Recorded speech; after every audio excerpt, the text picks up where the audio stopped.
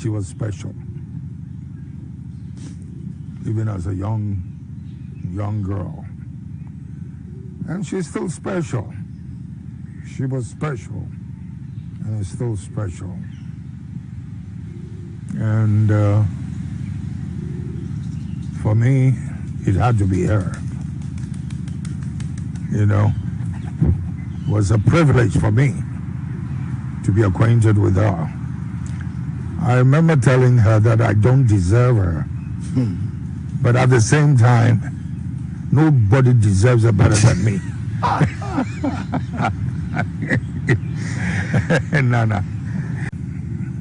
She was special. Even as a young girl. And she's still special. She was special and is still special. And for me, it had to be her. You know, it was a privilege for me to be acquainted with her. I remember telling her that I don't deserve her. But at the same time, nobody deserves her better than me.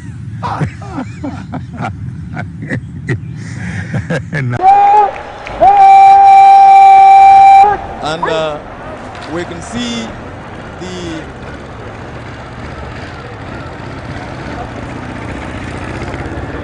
insignia of the Federal Republic of Nigeria. Our special guest of honor, His Excellency General Sani Abacha, has just made his arrival on the square. His Excellency General Sani Abacha, President of the Federal Republic of Nigeria, Commander-in-Chief of the Nigerian Armed Forces, and Chairman of the Economic Community of West African States. There he is, a good profile shot of our special guest of honor.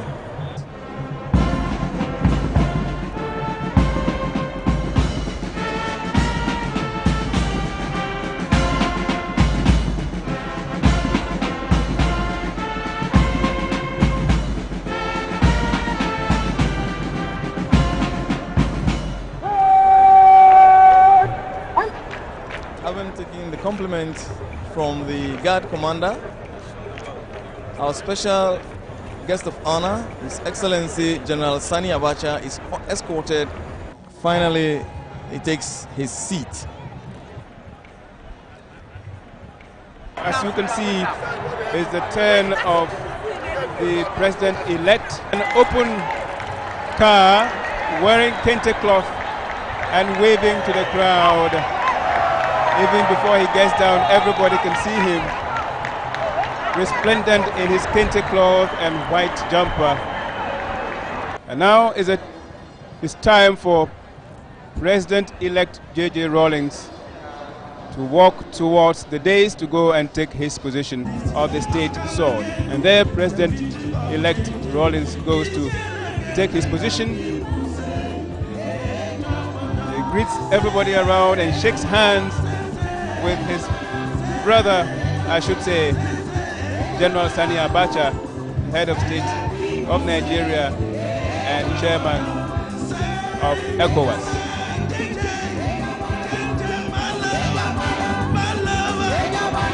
And you can see the national joining in the song that is being sung at this stage. And there you have the state sword. And let me remind you, it is in solid gold. The sovereignty, integrity of the break this oath of office, I shall. And that completes of the Republic of Ghana for another 4 years and no longer as president-elect. And he waves to the crowd in his capacity as President Rawlings, and he sits in the presidential chair and he is congratulated. Dr. Mahama It is now and the Mr. turn J. of His Kufuor also Excellency, the Vice President, and integrity of Ghana. Do in the name of the Almighty God swear to the service and well-being of of the people. also. now he goes to sit in the vice presidential chair. Just about ready now. Mr. Vice President, the Right Honorable Mr. Speaker, His Lordship, the Chief Justice, the Honorable Members of the Council of State, our most distinguished and great Reverend Louis Farrakhan and his family, Honorable Ministers of State, distinguished members of the Diplomatic Corps, the Chief of the Defense Staff and Service Commanders, Honorable Members of Parliament, Nimeng, Nananum, Queen Mothers, once again, Willowmain and Willoye. My beloved countrymen and women, let me on behalf of my family, especially my most beloved wife, and on behalf of Professor J.E. Mills and his dearest wife, express our thanks to you, the noble people, for the confidence you have reposed in us.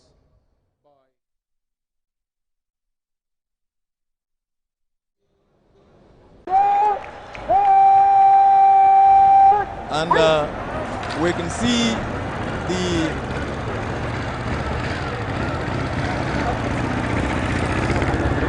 insignia of the Federal Republic of Nigeria. Our special guest of honor, His Excellency General Sani Abacha, has just made his arrival on the square. His Excellency General Sani Abacha, President of the Federal Republic of Nigeria, Commander-in-Chief of the Nigerian Armed Forces, and Chairman of the Economic Community of West African States. There he is, a good profile shot of our special guest of honor.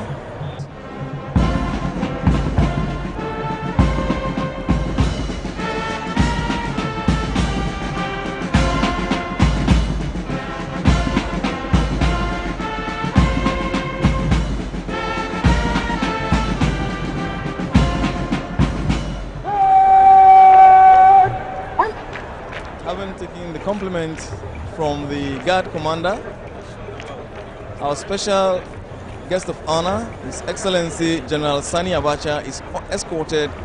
Finally, he takes his seat. As you can see, it's the turn of the president-elect. An open car wearing kente cloth and waving to the crowd. Even before he gets down, everybody can see him resplendent in his kente cloth and white jumper. And now it's time for President-elect J.J. Rawlings to walk towards the dais to go and take his position of the state sword. And there President-elect Rawlings goes to take his position. He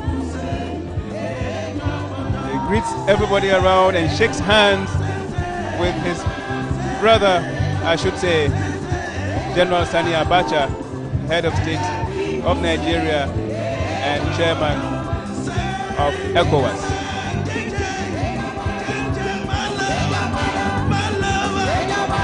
And there you can see the national joining in the song that is being sung at this stage. And there you have the state sword. And let me remind you, it is in solid gold. The sovereignty, Integrity of break this oath office. of office, I shall And that completes the of the Republic of Ghana for another 4 years, and no longer as president-elect. And he waves to the crowd in his capacity as President Rawlings, and he sits in the presidential chair, and he is congratulated.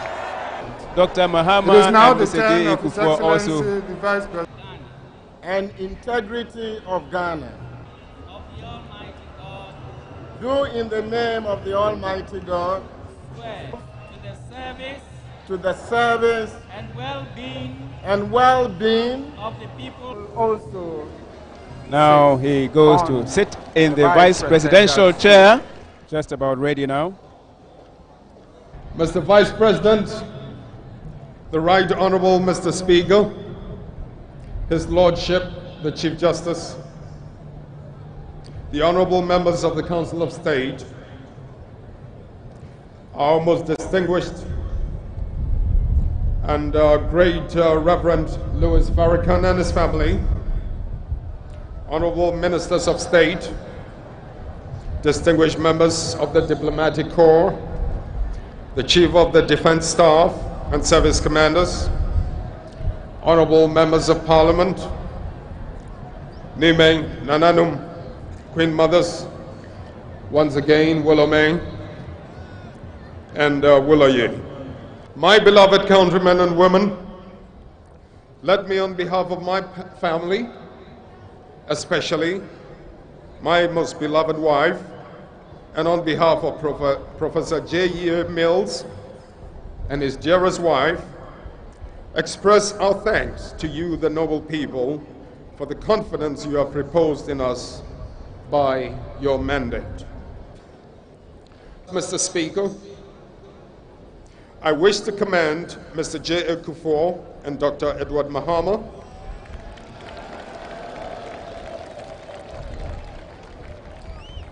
for their contribution to sustaining the democratic process.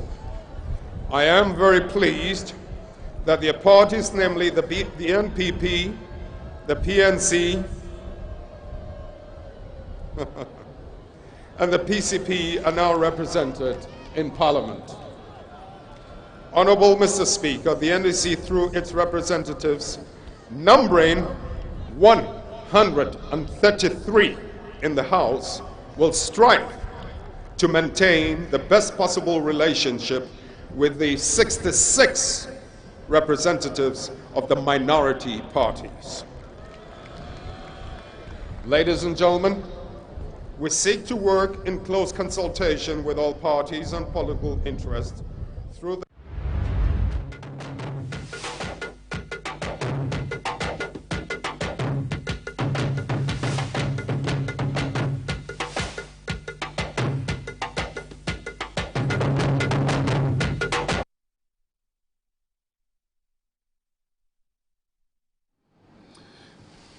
It's just a wake-up call that we are all mortal and life is full of mortality.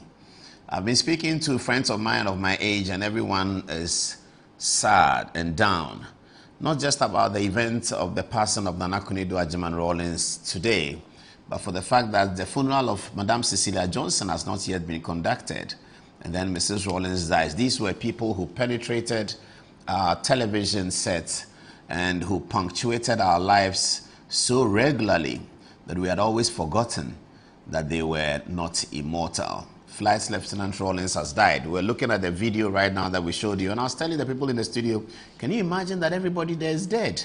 Justice D.F. Hannan has died. These were names that punctuated our lives. P.V. Obeng has died. It's unbelievable that P.V. Obeng has died. Nana Akufo-Addo Agyeman-Rawlings, who just recently was very active in public life. She was at the state funeral that was held recently. She was very active. She walked on her own. She looked very strong. She was at the Asante Hene's palace during the funeral of the Asante Hema, and she walked over to greet the Asante Hene, and they exchanged some pleasantries. That Nana Akufo-Addo Agyeman-Rawlings is dead on a normal Thursday is shocking to the people, all of us who have grown up in the living rooms of our parents with the television set and the red beret, we didn't know that the time will come that these people will pass. Life is not immortal. It's a lesson, and it's a painful lesson to all of us to understand that life is not immortal. May the life and the lovers of Mrs. Rawlings, her children, her family, her immediate family, and her close friends be greatly comforted. They can be comforted in the fact that this is a woman whose footprints will never be forgotten. Nana Akunedu Agyeman-Rawlings championed women's rights. Those of you who are a bit older like me, you remember the Beijing conference. The Beijing conference brought up a lot of women's rights. She was always in favor of women doing something. And long before we got a woman vice president, it was Mrs. Rawlings who decided that she would challenge for the presidency. She would challenge for the presidency first within her own party, not because she was going to win, but she wanted to make the statement that a woman is capable. And that statement was very well made. And since then, Ghana has advanced in many strides of women being capable. We've had the woman chief justice, we've had the woman speaker, and now we have a woman vice president. I believe, for those of us who are political historians, that every advancement of women that has occurred in Ghana since the advent of the 1992 Constitution should rightly be attributed to the philosophy of Nana Akunedu Agyeman-Rawlings. It's a sad event, and I would like us to go through a few things. Later tonight, we are speaking to Osei Oyeduchum, the minister, the former Minister for Education, who is also the MPP flag bearer aspirant. He's in the studio. We'll be talking to him.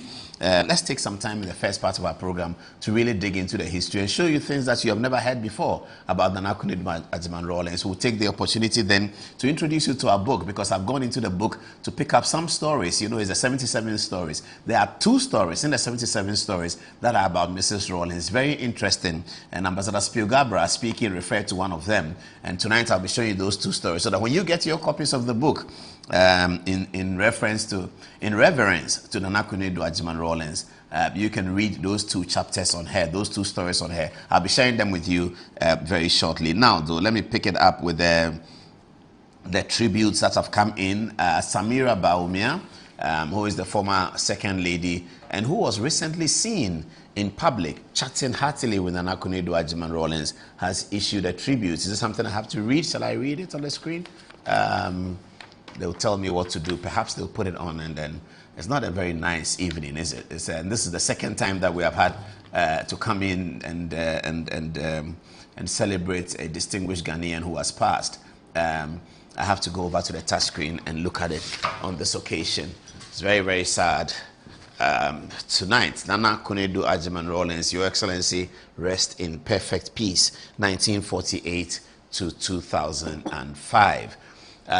Let's go over and look at, so this is from Dr. Mahamadou Bawumia, and he says, to the children and family of the late Madame Nana Akunedu Agyeman-Rawlings, I share in your sorrow and extend my deepest condolences on your loss. Nana Akunedu Agyeman-Rawlings lives behind a legacy defined by her unwavering commitment to the nation's women and girls.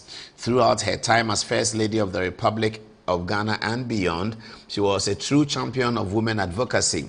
She didn't just speak about women's rights, she mobilized a movement. Her work empowered countless women across Ghana to achieve financial independence and take up leadership roles. May her soul rest in peace. Nana Akunedu Agyeman-Rawlings, 1948, November 1948 to October 2025. This is from the presidency upon the announcement being delivered by the family of Mrs. Rawlings.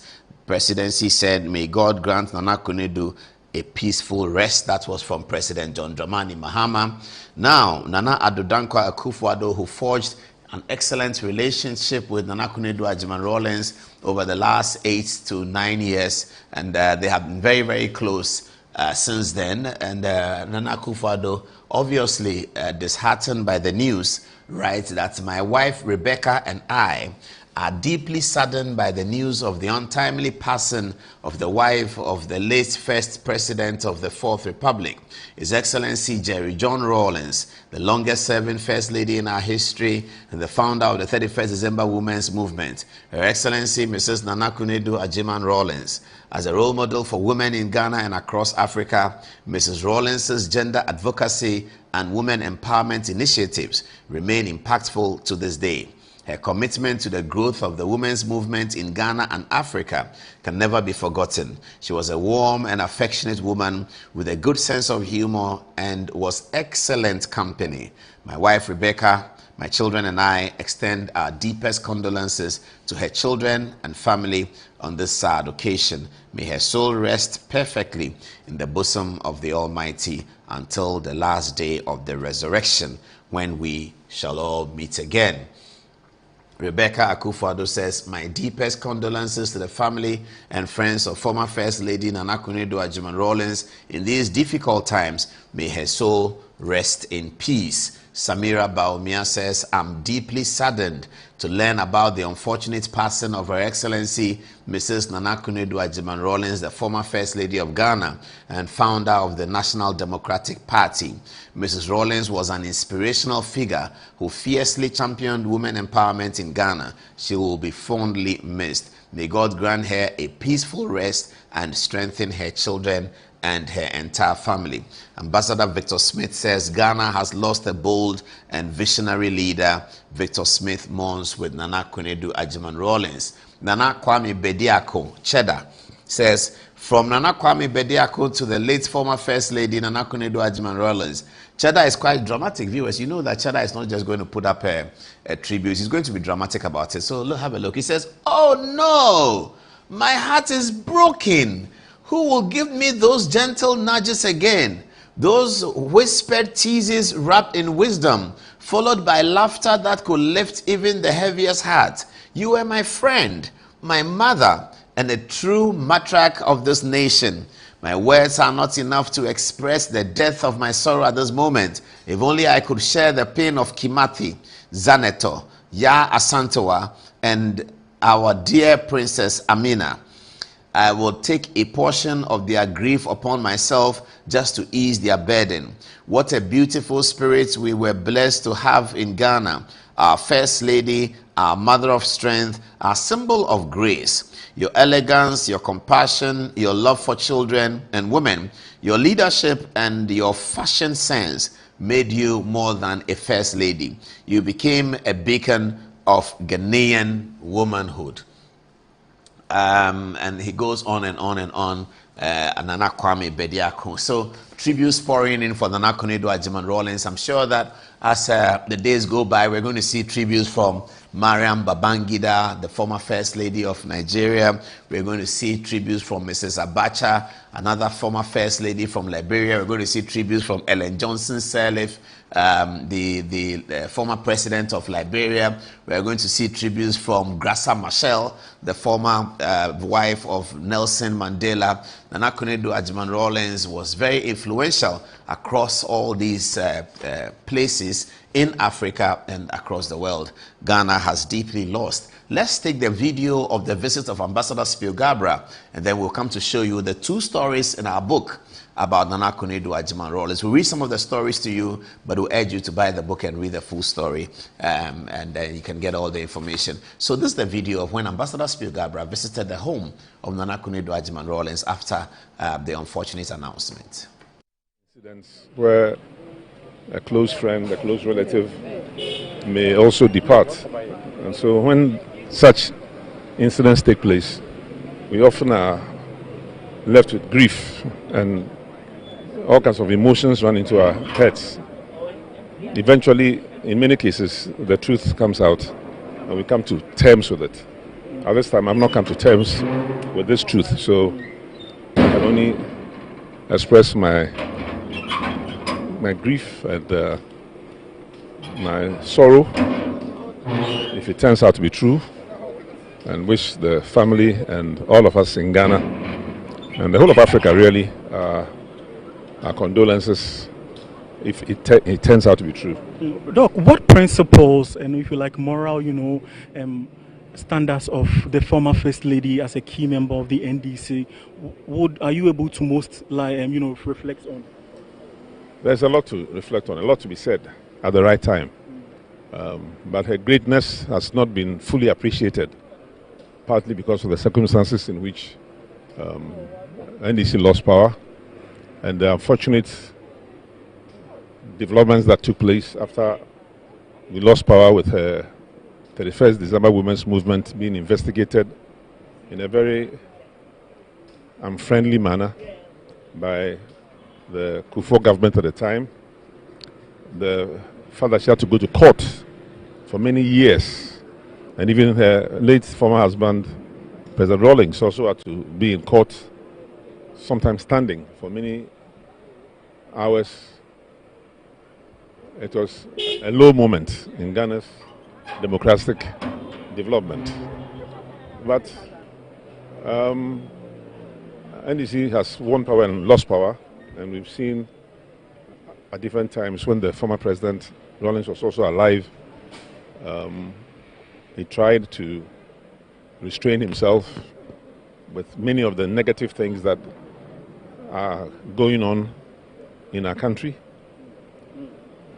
and which were going on at the time he was alive. And I believe the former First Lady also was very mindful of those things. But as I said, the time will come for us to speak at length. So at this time, I'll just plead with you to allow us and the rest of the country to verify actually what has happened. And as I've said, if it is true, then obviously we'll have to mourn her in a very special way. So thank you very much. Thank you very much. So that's Dr.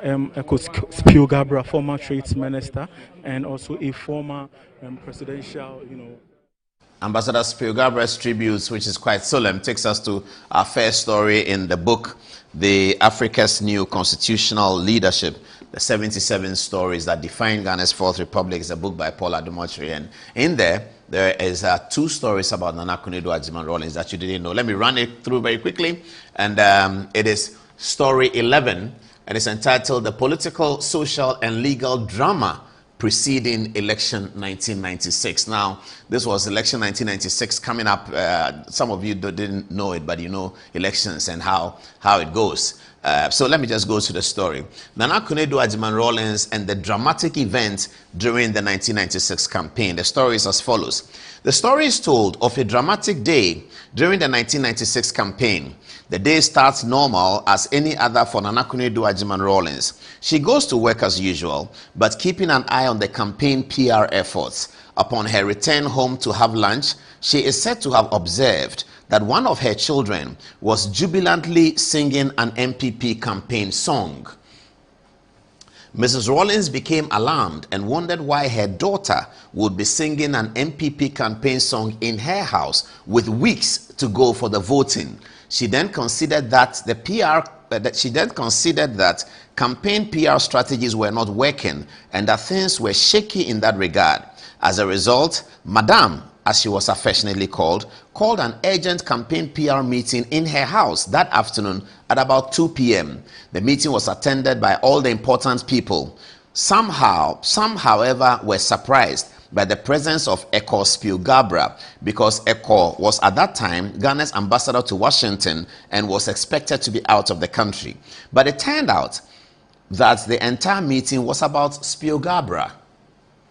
So, citing the incident about her daughter and the MPP song, Mrs. Rawlings took the liberty of making significant changes to the campaign effort. She directed that Spio-Garbrah become the new leader of the campaign PR. In doing so, Madame had effectively sacked people like Vincent Asese, Totobi Kwache, Mije Bano, and Guzi Tano.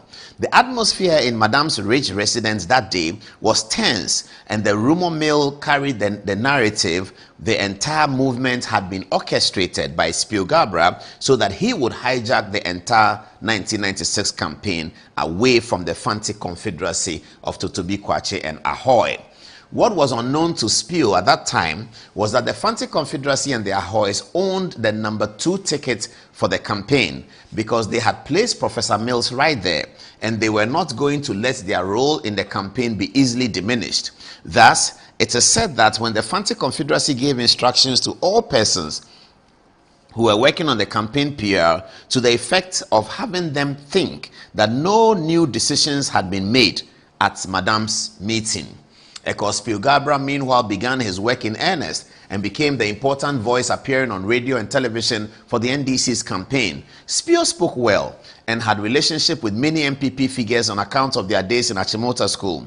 He felt that he held the magic wand and could counter the MPP on any intellectual platform, and he managed to convince Rawlings about this. Thus, the NDC PR campaign took a two-pronged approach, one led by Spielgabra and the other led by the Fanti Confederacy. I will not go on the stories in the book. Get a copy of the book at the University of Ghana bookshop and Vidya bookshop in Labone, University of Ghana, KNUST.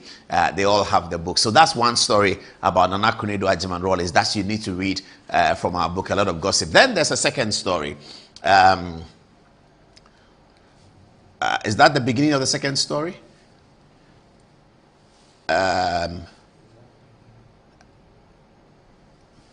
Okay. Oh, no, this is the second story. Okay. So that's story 54.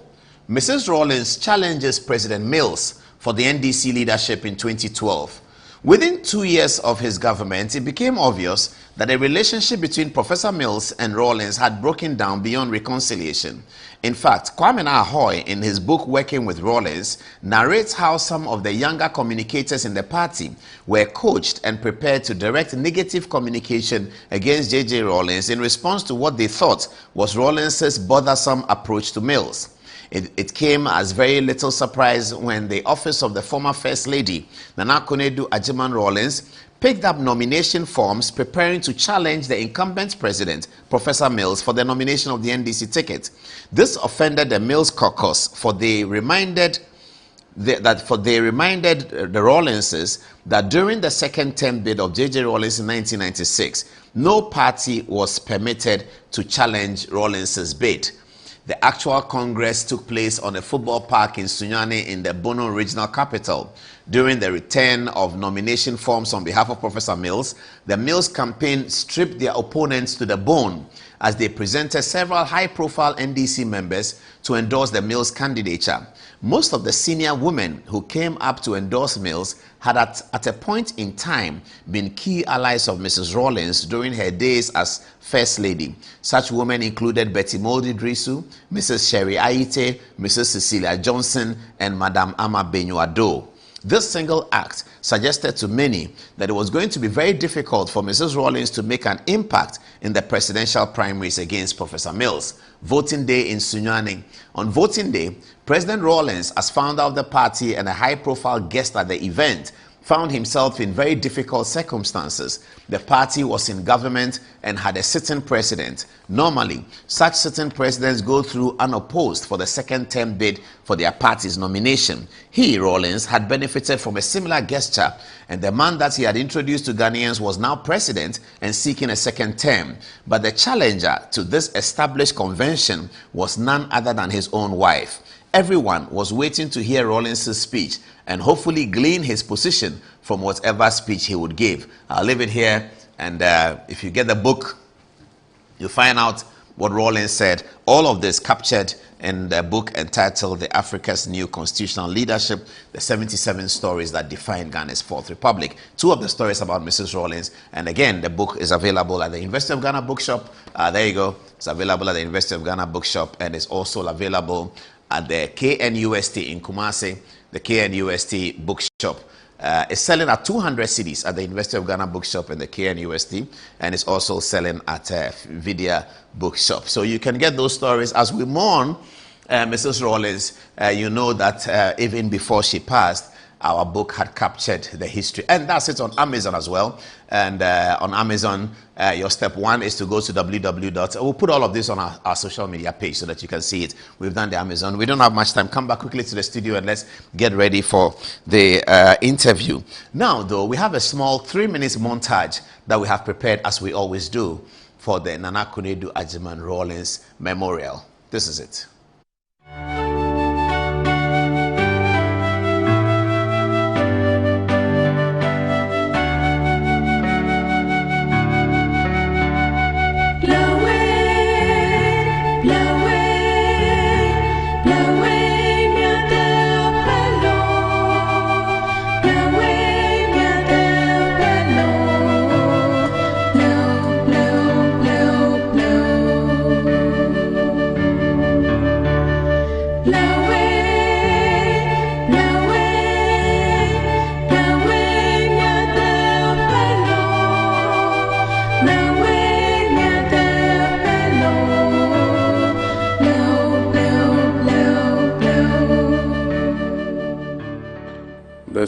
afternoon, I received a delegation of the children of our late mother, Nana Konadu Agyeman-Rawlings, to inform me about her untimely and unfortunate passing. I'll ask that we rise and pay a moment's silence to her memory.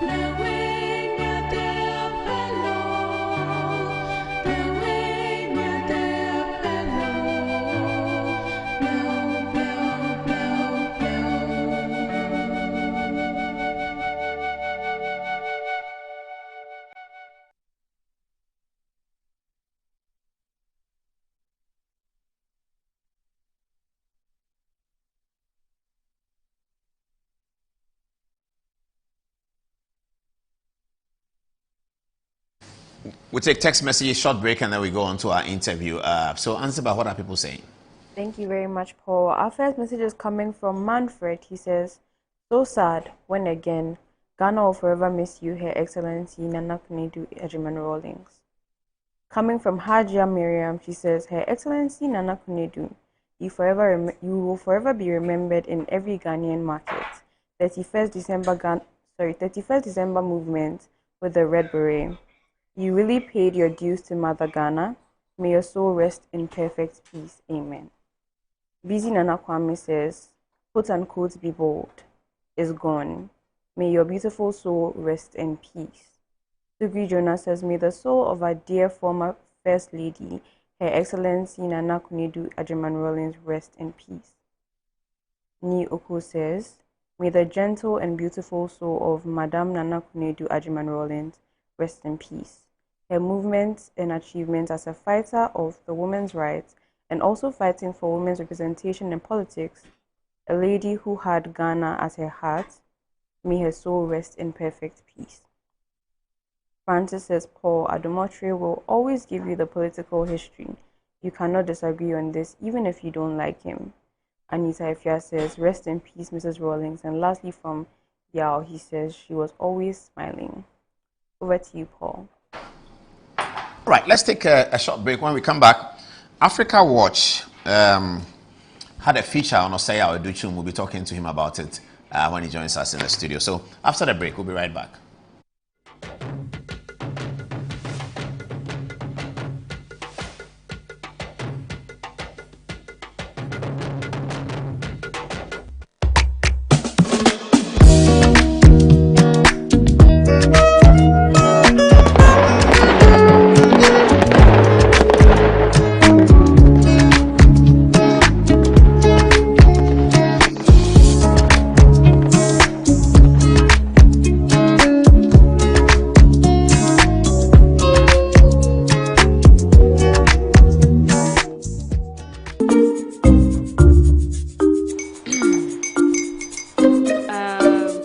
his uncle are almost here. Wait a minute. This one too, your friend Kwame. Wait, Kwame.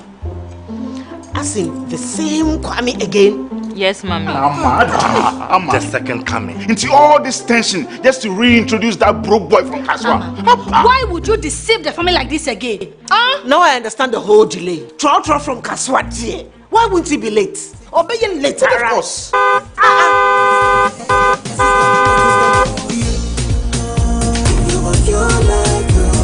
Star 712 hash, star 712 hash.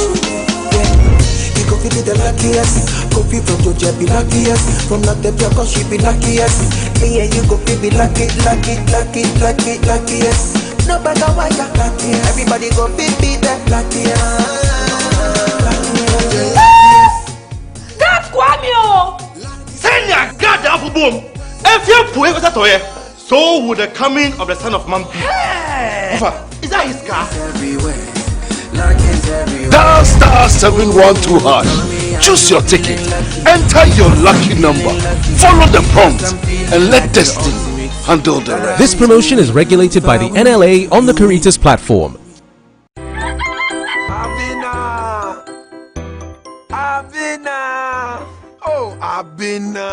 Edi asema menya oden o tiantie mu amanfo ada o hye me boso beto phone na mame me phone na say dada menya oden the most surprised man. Surprise ben Surprise. Hey Kofi papa e phone o iPhone 13 nanya ne ende me fankofo bi mienu amuko circle ene ba ko ne ka chena dan fa hawa ono ode ne Ghana card ekọ EBA phone so a otua 40% pen edi ne phone ma no a da aka no betua ne kakra Timothy ya me drop na me so me call ho ana me kwanya wo phone de brɛ no. Oh Kofi papa me da se I'm sure de be ko Wo EBA phones hadie yeton iPhones ne ho akade nyina ye sanso de ma wholesale so ye dealer na so pedodo atua anase afi na wo hye iPhone business na se a braya se ye hwehwe ye chira kwan e wa Accra Circle Mall any tiptoe lane modern photos in chain American Monso ye ni odor rice ene edi nhwenim Kumase ye wedum ejekuma brunsan nim obetumi so hu ye e wo www.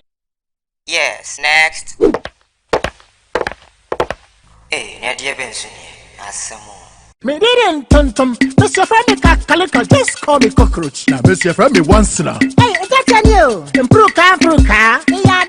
Yeah. Captain Mosquito, double the action.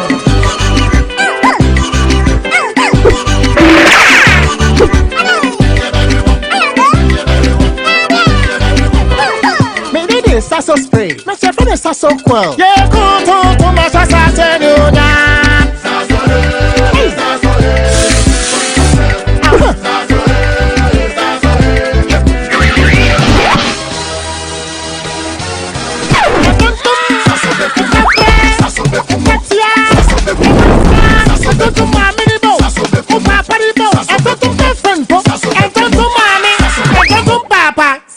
Come tum preko.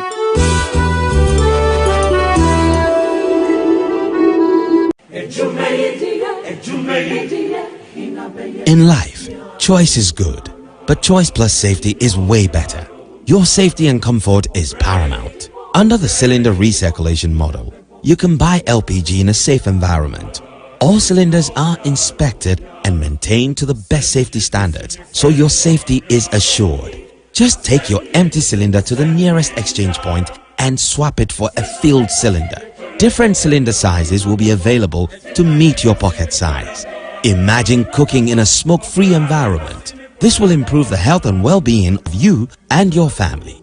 Choose LPG in a safer model of distribution. Cylinder recirculation model. Securing your safety.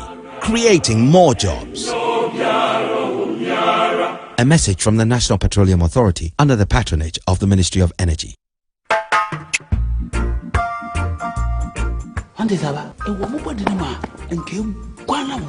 Oh, Jose, and I'm the SMS. Cannon Pano, Nasana, Michiana, what me. A drain I didn't quano. Kingdom Garlic Peters. No, more benefit. Me benefit wine. Also, what told dear? Abrewa, the smile, I brent me shuve. One antique crana wabre. No Kingdom Garlic Bitters and any capsules. Nenya, what ya bribia. Kingdom Garlic Bitters and the capsules. Assembly and you. A deben when Amawani I say. Send your name, my wife complain one personal. Kingdom ginseng power capsules and tea. Say, see, I'm password. Kingdom ginseng power capsules. Emeni genius from Debefi, Abrebia. Obebia o de poor how no. Edro bakupa wihiane tremendous capsules. Tremendous capsules. Yes, you ma we obesima. Edno you benya bi obebi ayeton robia. Kingdom Herbal, no challenger.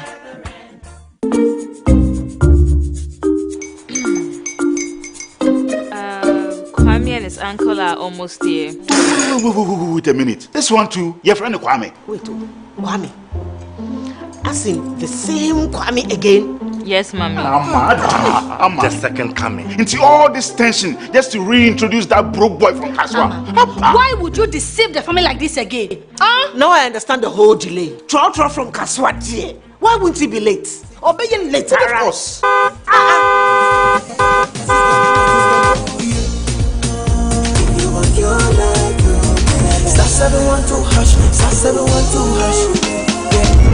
go be the luckiest. Coffee from Georgia be luckiest. From not the cause she be luckiest. Yeah, you go be luckiest. No matter why you're luckiest. Everybody go be the luckiest. God Kwame! Send your God the apple boom. If you put it toy, so would the coming of the son of man be. Is that his car? Star 712 #. Choose your ticket. Enter your lucky number. Follow the prompts and let destiny handle the rest. This promotion is regulated by the NLA on the Caritas platform.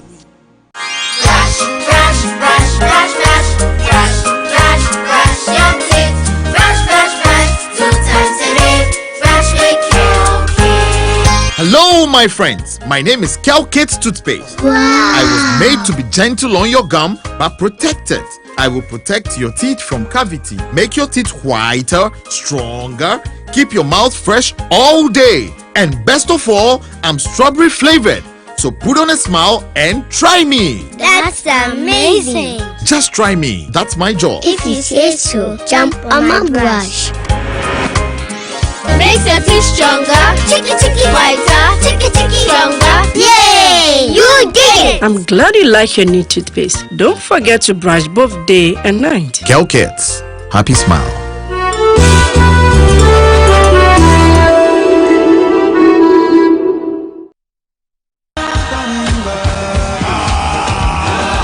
Victory, celebration, legacy. It's 40 years of Jesus is our victory. Join Victory Bible Church International for the Wonderful Jesus Conference 2025. A power-packed celebration marking 40 glorious years of God's faith and God's grace. It all begins on Saturday, 12th October with the Mega Praise and Worship Night. A night of pure gratitude and praise. Then get ready for the Wonder Walk on October 25th. A citywide walk of testimony and victory. From October 27th to the 30th of October, the Wonderful Jesus Conference continues live at the VBCI Dominion Sanctuary, Awoshi Junction. Expect nothing but divine encounters, miracles, and transformation. On October 31st, meet us at the Independence Square for a nationwide gathering of worship, power, and the Word. Then on November 1st, join the outreach program at Mancho Agbona. Then let's touch lives and share the love of Jesus Christ. And finally, the grand service at the Independence Square on November 2nd. Come and witness the glory of 40 years of victory. Ministering are Bishop N.A. Takiyaboy, Bishop Clement Amankwa Isehene, Bishop Elijah Saforo, and Bishop Emmanuel Akon. Wonderful Jesus Conference 2025. 40 years of grace, power, and impact. From the 12th of October to the 2nd of November. Victory Bible Church International invites you to celebrate Jesus because Jesus is our victory.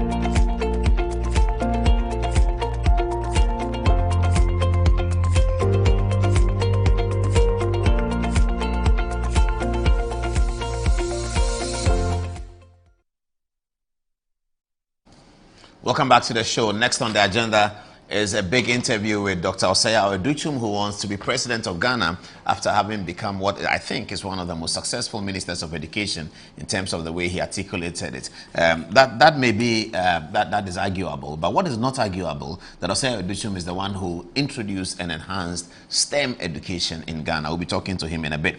Now, the Bank of Ghana is celebrating 60 years of operation.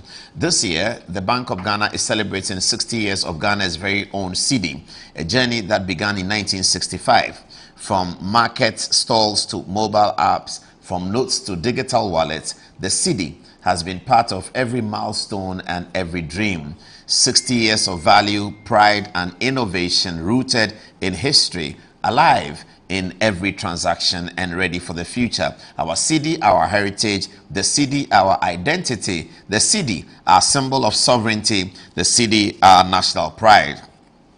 The official launch is Tuesday, October 28, 2025 at the Accra International Conference Center from 9 a.m. Special guest of honor, H.E. John Dramani Mahama.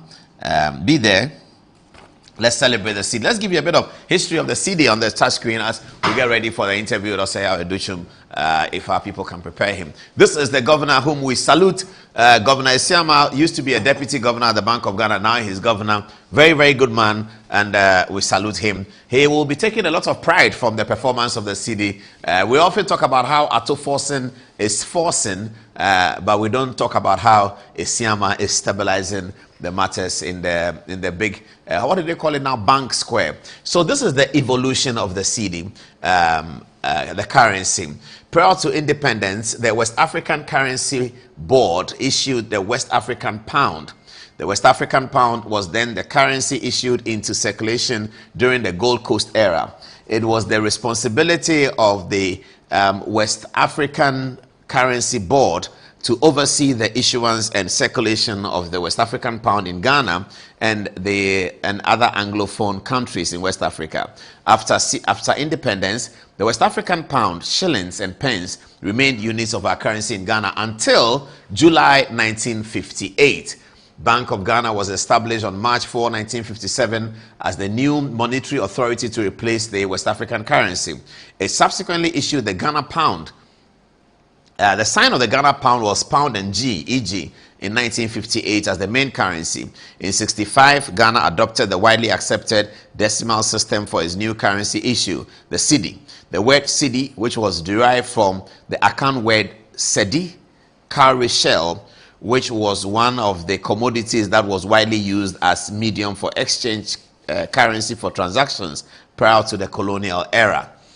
First currency issue was 1958 to 1965.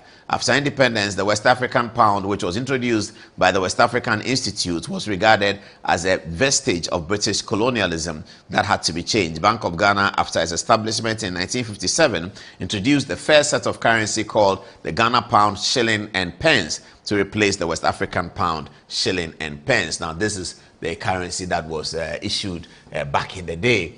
The Bank of Ghana issued all of these.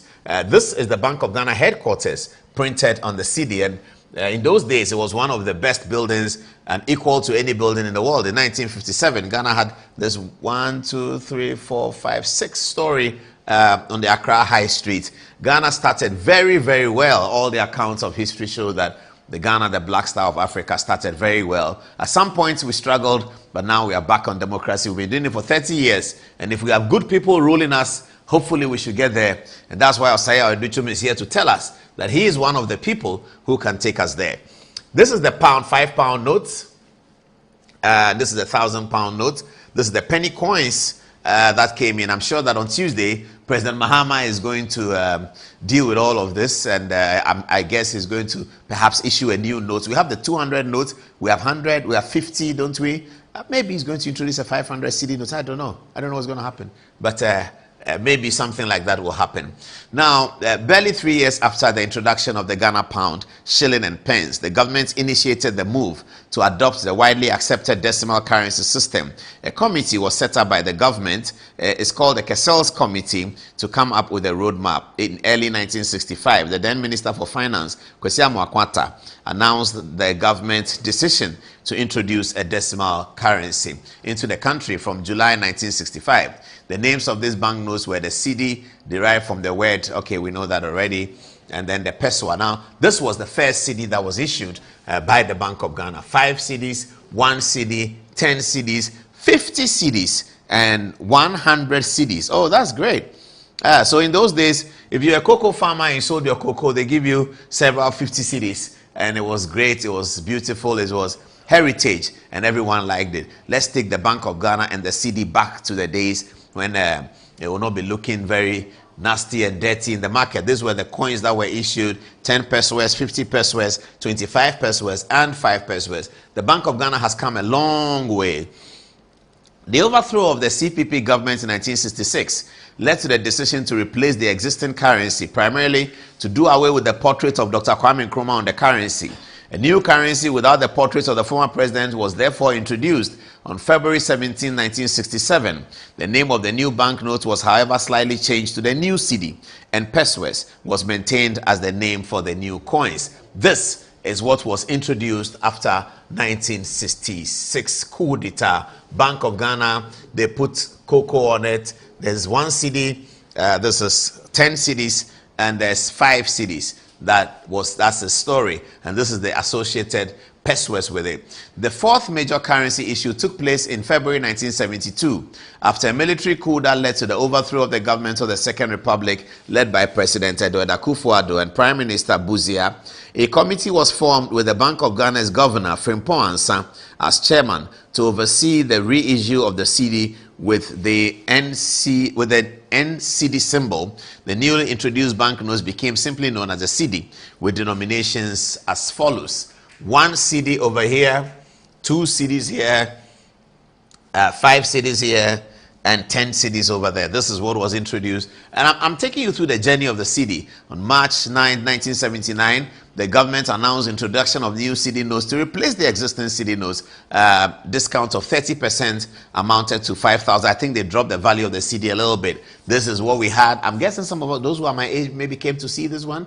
You remember the green cocoa farmer? 1 CD, 2 CDs. As I'm going along, there'll be one that will strike a chord with many of you viewers. I don't know whether, depending on how old you are, perhaps you have gotten that already, but I'm going on. 5 CD, 10 CD, 20 CD, and 50 CD. These were the associated coins. The Bank of Ghana issued a new CD currency in the same denomination, but new designs, colors, and enhanced security specifications to replace the 79 issue in 1982.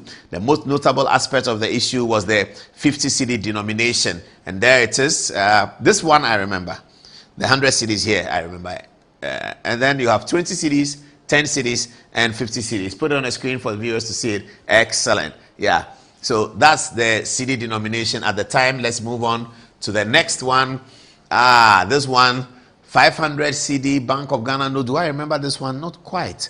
This is 200 CDs. We have 200 CDs today. Let me move over quickly and let me come to the more modern era. So,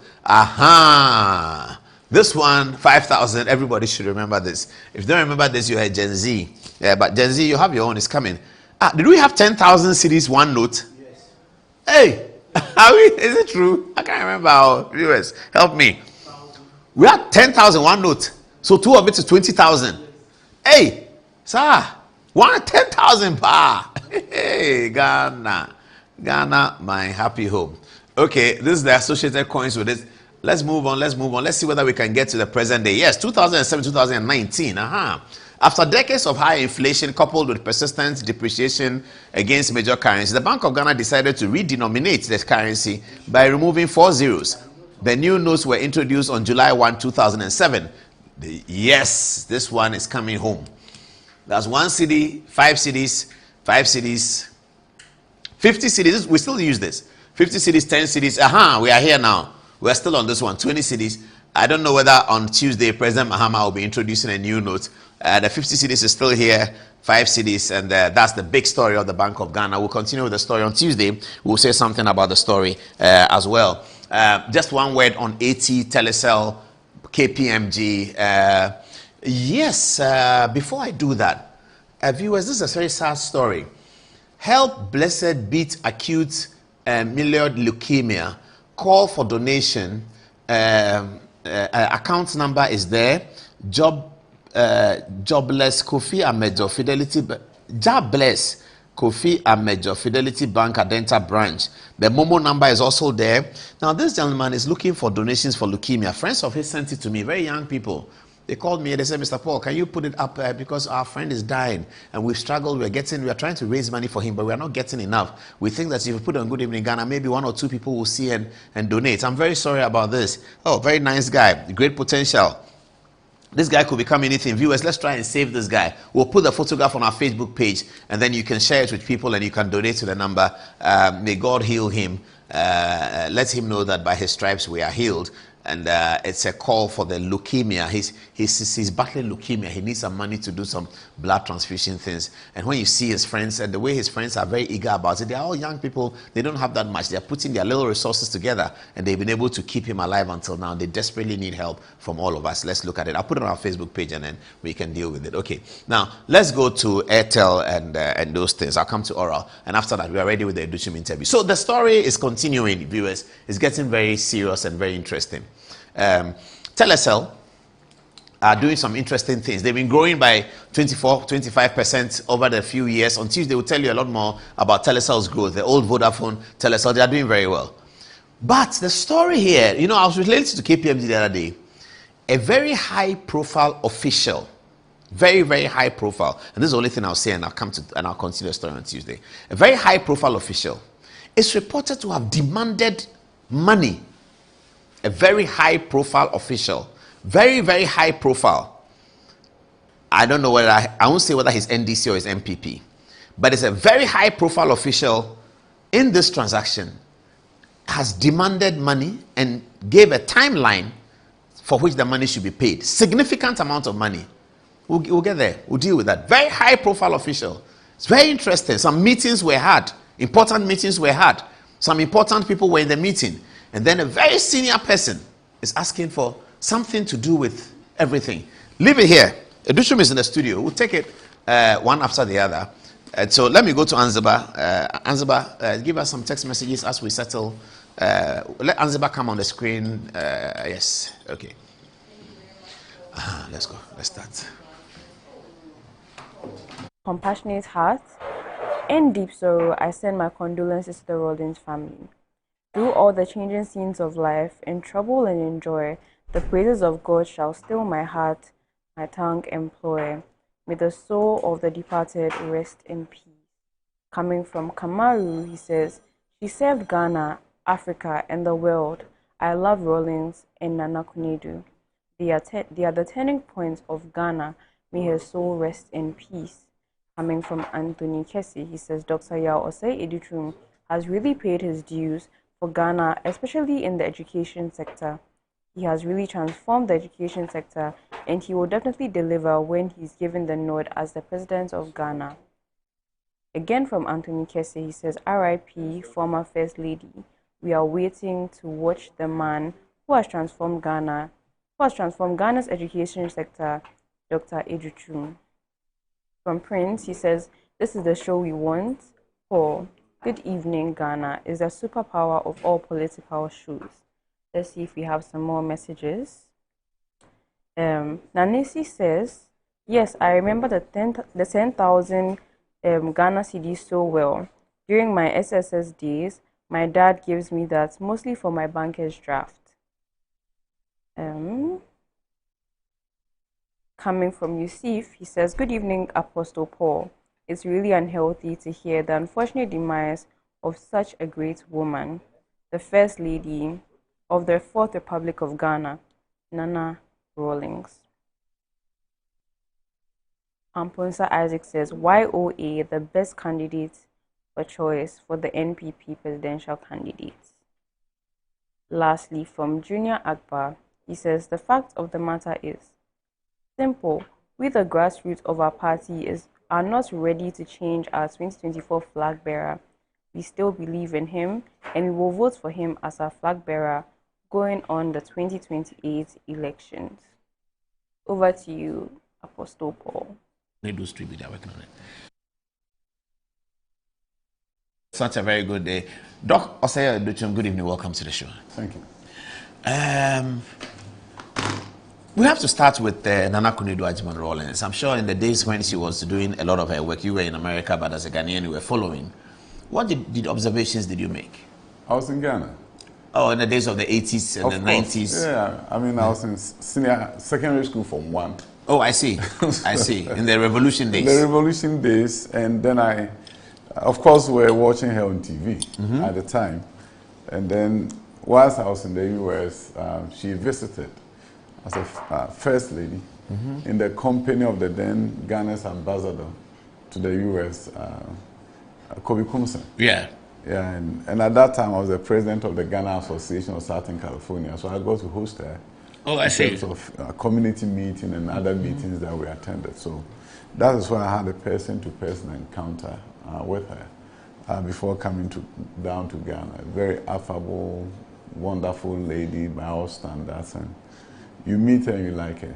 And I believe it's a great loss, of course, to the family, but to the nation as a whole. So my condolences go to the family, her friends, and the entire country on the loss of such a wonderful person, the former First Lady of our Republic. It's come as a shock to many because of her very active public life. In recent days. Yes, in recent days. Before she's been very active. In the public space, and for her to depart suddenly is something that really catches people by surprise. And so you can see that it's a very solemn moment for a lot of us in this country. Do you recognize as an end of an era in political terms? Rawlings dead, Nana Akunedu dead, P.V. Obeng dead, Cecilia Johnson dead, D.F. Annan dead, Harry Sawyer dead. But a number of people in that group are still alive. So, yeah, so yes, to some extent. Yes. To some extent. But it also tells you, it tells me one thing, that you get the stage, you do your best, because one day you'll be gone. I see. Anyway, how's the campaign? Our campaign is going very well. I want to take this opportunity to say a very good evening to your viewers, those who have been waiting for so long to hear me speak. And I'm also very grateful to you and the team for inviting me back. I think this is the first time coming back after. Since the campaign started? Since the election? No, after leaving office. As Minister for Education. I sorry, had forgotten me.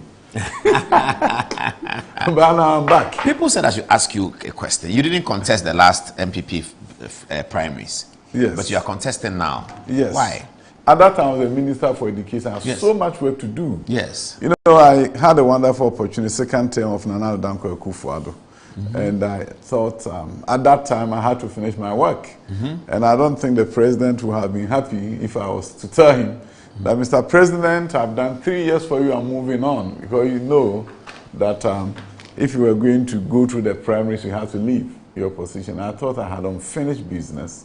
And it was not a very good time for me to even contemplate leaving office to go and campaign. Education was a big part of the 2020 campaign. It was a big part of the 2024 campaign.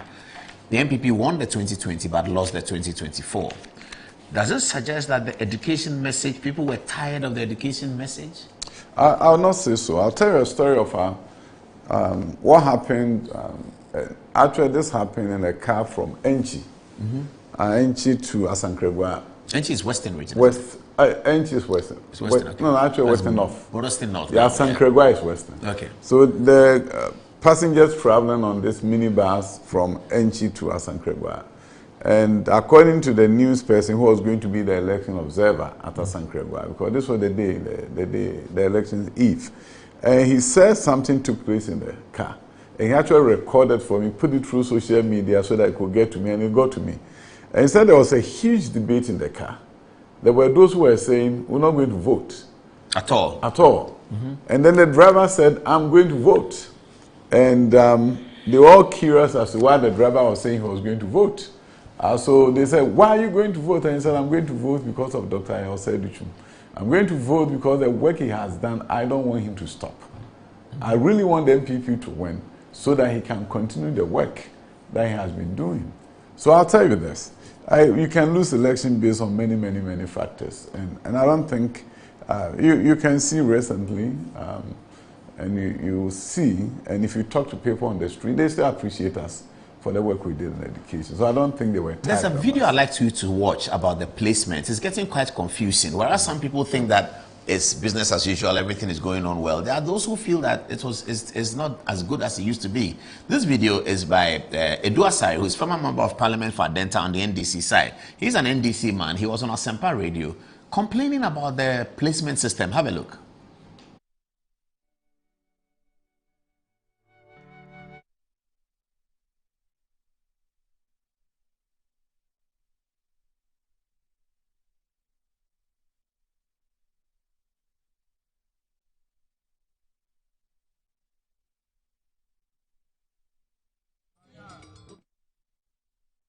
They still couldn't do it. Media, I'm praying, say, they should step up. And they should step up. Mention names. Yes. Obi.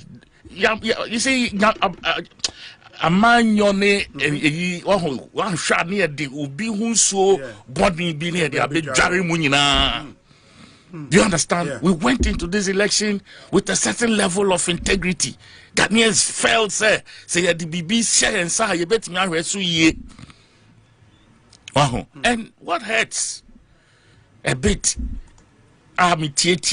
Joy interviews near there. There's this guy called Kofi Asare. Who is I think CSO, yes. I listened to him and just I was gritting my teeth like that. Say, there's a system that is working. Yes, to a point where it's almost flawless. Then we decide to sidestep that one and go for a new one.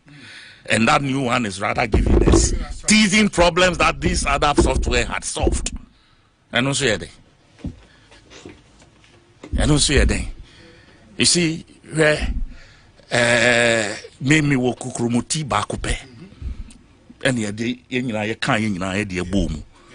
Somebody voted 5 times. Who I voted 5 times and now 2 times. Come forward. Now because of me, I voted twice. I deserve whatever position that I've been given better than any other person.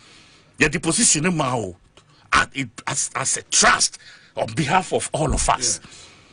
So what is going on in this kind of it's embarrassing to us. Not only the president. We are part of the embarrassment. You think the president is happy with what is happening? No. You think the president is happy when he has promised Ghanaians a reset? Nehemiah called departure from some of these things. Now, and no more now. Just say, what is this? You go to the NAT office.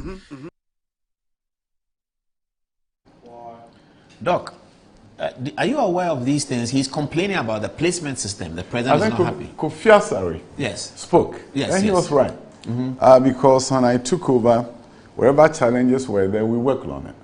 And we had really, really gotten to a situation where the thing had become flawless. I remember walking into cabinet and Nana Danko Akufo-Addo would tease me that, so the placement is going on, I don't hear any noise. We had worked so hard to create a software. Independence Square crowd vanished. What happened? Yeah, because you see, it takes time, and we had the time. And when I took over, I had been a deputy minister. I knew the challenges, and were able to work on it to make sure that. And then we had perfected the system over time. NCA will come and do cyber security checks to make sure that they have to sign off before we start going live, so that nobody can hack into the system and all those things. So we have reduced it to science in terms of how you deploy, how you develop and you deploy, and it has been done over the years. And unfortunately, I don't know what is political about it for it to just be jettisoned, for a new one to be created. Oh, they created a new one? Yes. A new system? Of course, that's what Kofi Asare was January. That was what Kofi Asare was alluding to. That there was a system in place that was near perfect. And now a new one is developed, which will have to have its teething problems. Why did they create? They wanted to change the vendor or something? I really don't. I have no idea. But the question is, Kofi Asare is right. And the question that he posed, he's right to pose that question. How about double track? That some people say you fested on us. This NDC said they will take it out. Why haven't they taken it out? They said they will take it out now, soon, very soon. Let's wait and see. They say 120 days. Is it impossible to take it out? You see, the thing is, if you don't know what went into it, then you can make that decision and say, I'm going to take it out. You see, we did not do double track because of lack of space in schools. It was lack of space in desirable schools. So if you wanted to post children against their will to some category C schools somewhere in the jungle, no, Haruna Idrisu is worried about why we are calling schools category A and B and C. He doesn't like that. He thinks that's what has created the problem. What has created the problem? You see, the thing is this. I'll tell you one thing. I'm fortunate. I'm very fortunate. I came to this position with many years of experience in education, not just in Ghana, but in the United States of America. And I come here, I'm a classroom teacher for 10 years, school administrator for 12 years, come to Ghana, become a deputy minister for 4 years, and then become a minister. So I always say that I'm one of the most fortunate education ministers in the world, the depth of experience. So I enter into any space, I know exactly what to do, and we can fix it with the help of our people with expertise, Anamwa Mensa, people that we relied upon whenever we needed to have their brains on certain issues, Professor Aduma Samoa, a renowned engineer and former provost of School of Engineering of University of KNUST. So these are people who you put around you, and the areas where you think, okay, I need an input here, get input from them. So at the end of the day, I say to myself that it's difficult for me to compare myself with any other person. Maybe most education ministers in the world didn't have the kind of expertise that I brought to the education ministry. So it was easy for me to look at the curriculum, look at things and say, let's fix this. These are the gaps. If I can get people to help me think through how to bridge the gap, we'll bridge the gap. So when you talk about education in Ghana, you talk about category A schools, there's a history to it. You have students scoring at different levels. And to create a meritocratic system as to who goes to Achimota, you're going to be able to say, okay, for you to go to Achimota, you must have a certain aggregate. Because you cannot say that my famous school, Jache Pramso, is at par with Achimota. So who goes to Jache Pramso and who goes to Achimota? Especially in a situation where you don't have community schools. In other jurisdictions where there are community-based schools, you live close to Achimota, you go to Achimota. But when you have a boarding school system, somebody from the north, somebody from Ashanti can come to Achimota. Upon what basis do you select those students to come to Achimota? Or for that matter, go to Presec or in Fransipin? Upon what basis are you going to select them? Everybody wants to go there. So something has to be done so that it's as meritocratic as possible in terms of those who get to go to certain schools. And when we wanted to make sure that the schools are accepting students from across the country, there was a catchment policy, and they also did a public school enrollment policy where certain students are able to get into Achimota, not with the same grade as students who went to private schools, who obviously do better than those who went to public schools. So the bottom line is this. If you want to get rid of category A school, what do you replace with it? What we should rather No, he said he's making category B schools to call them category, call everybody category A. So what does that mean? I'm not sure, but that's if you say everybody's A, appreciating. If you say everybody's A, what do you mean? So that parents don't feel that I've been given the school and C. You think parents don't know Achimota? They do. They don't know Presec? They do. So if you don't call Presec category A, what does that mean? It means nothing. They still want to go to Presec. Yes. Yeah. So that you can call Presec category C. They don't care. They don't care. Presec they want to it's go. Presec they want to go. They want to go to Adesanya. So what we brought when I became education minister was to create affiliation. So you have to face the reality the test scores on the WASSCE from PRESEC is forever going to be better than some schools. So you have to be proactive in terms of elevating those schools so that the parents will desire those schools. Let me give you an example. There's a school in my constituency, Bosomtwe Girls. 4-year old school.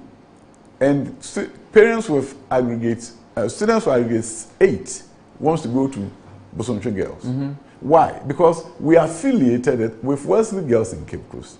Mrs. Jokoto, the former Wesley Girls headmistress, is the mentor of the headmistress, the teachers, and the students, paid for by MasterCard Foundation.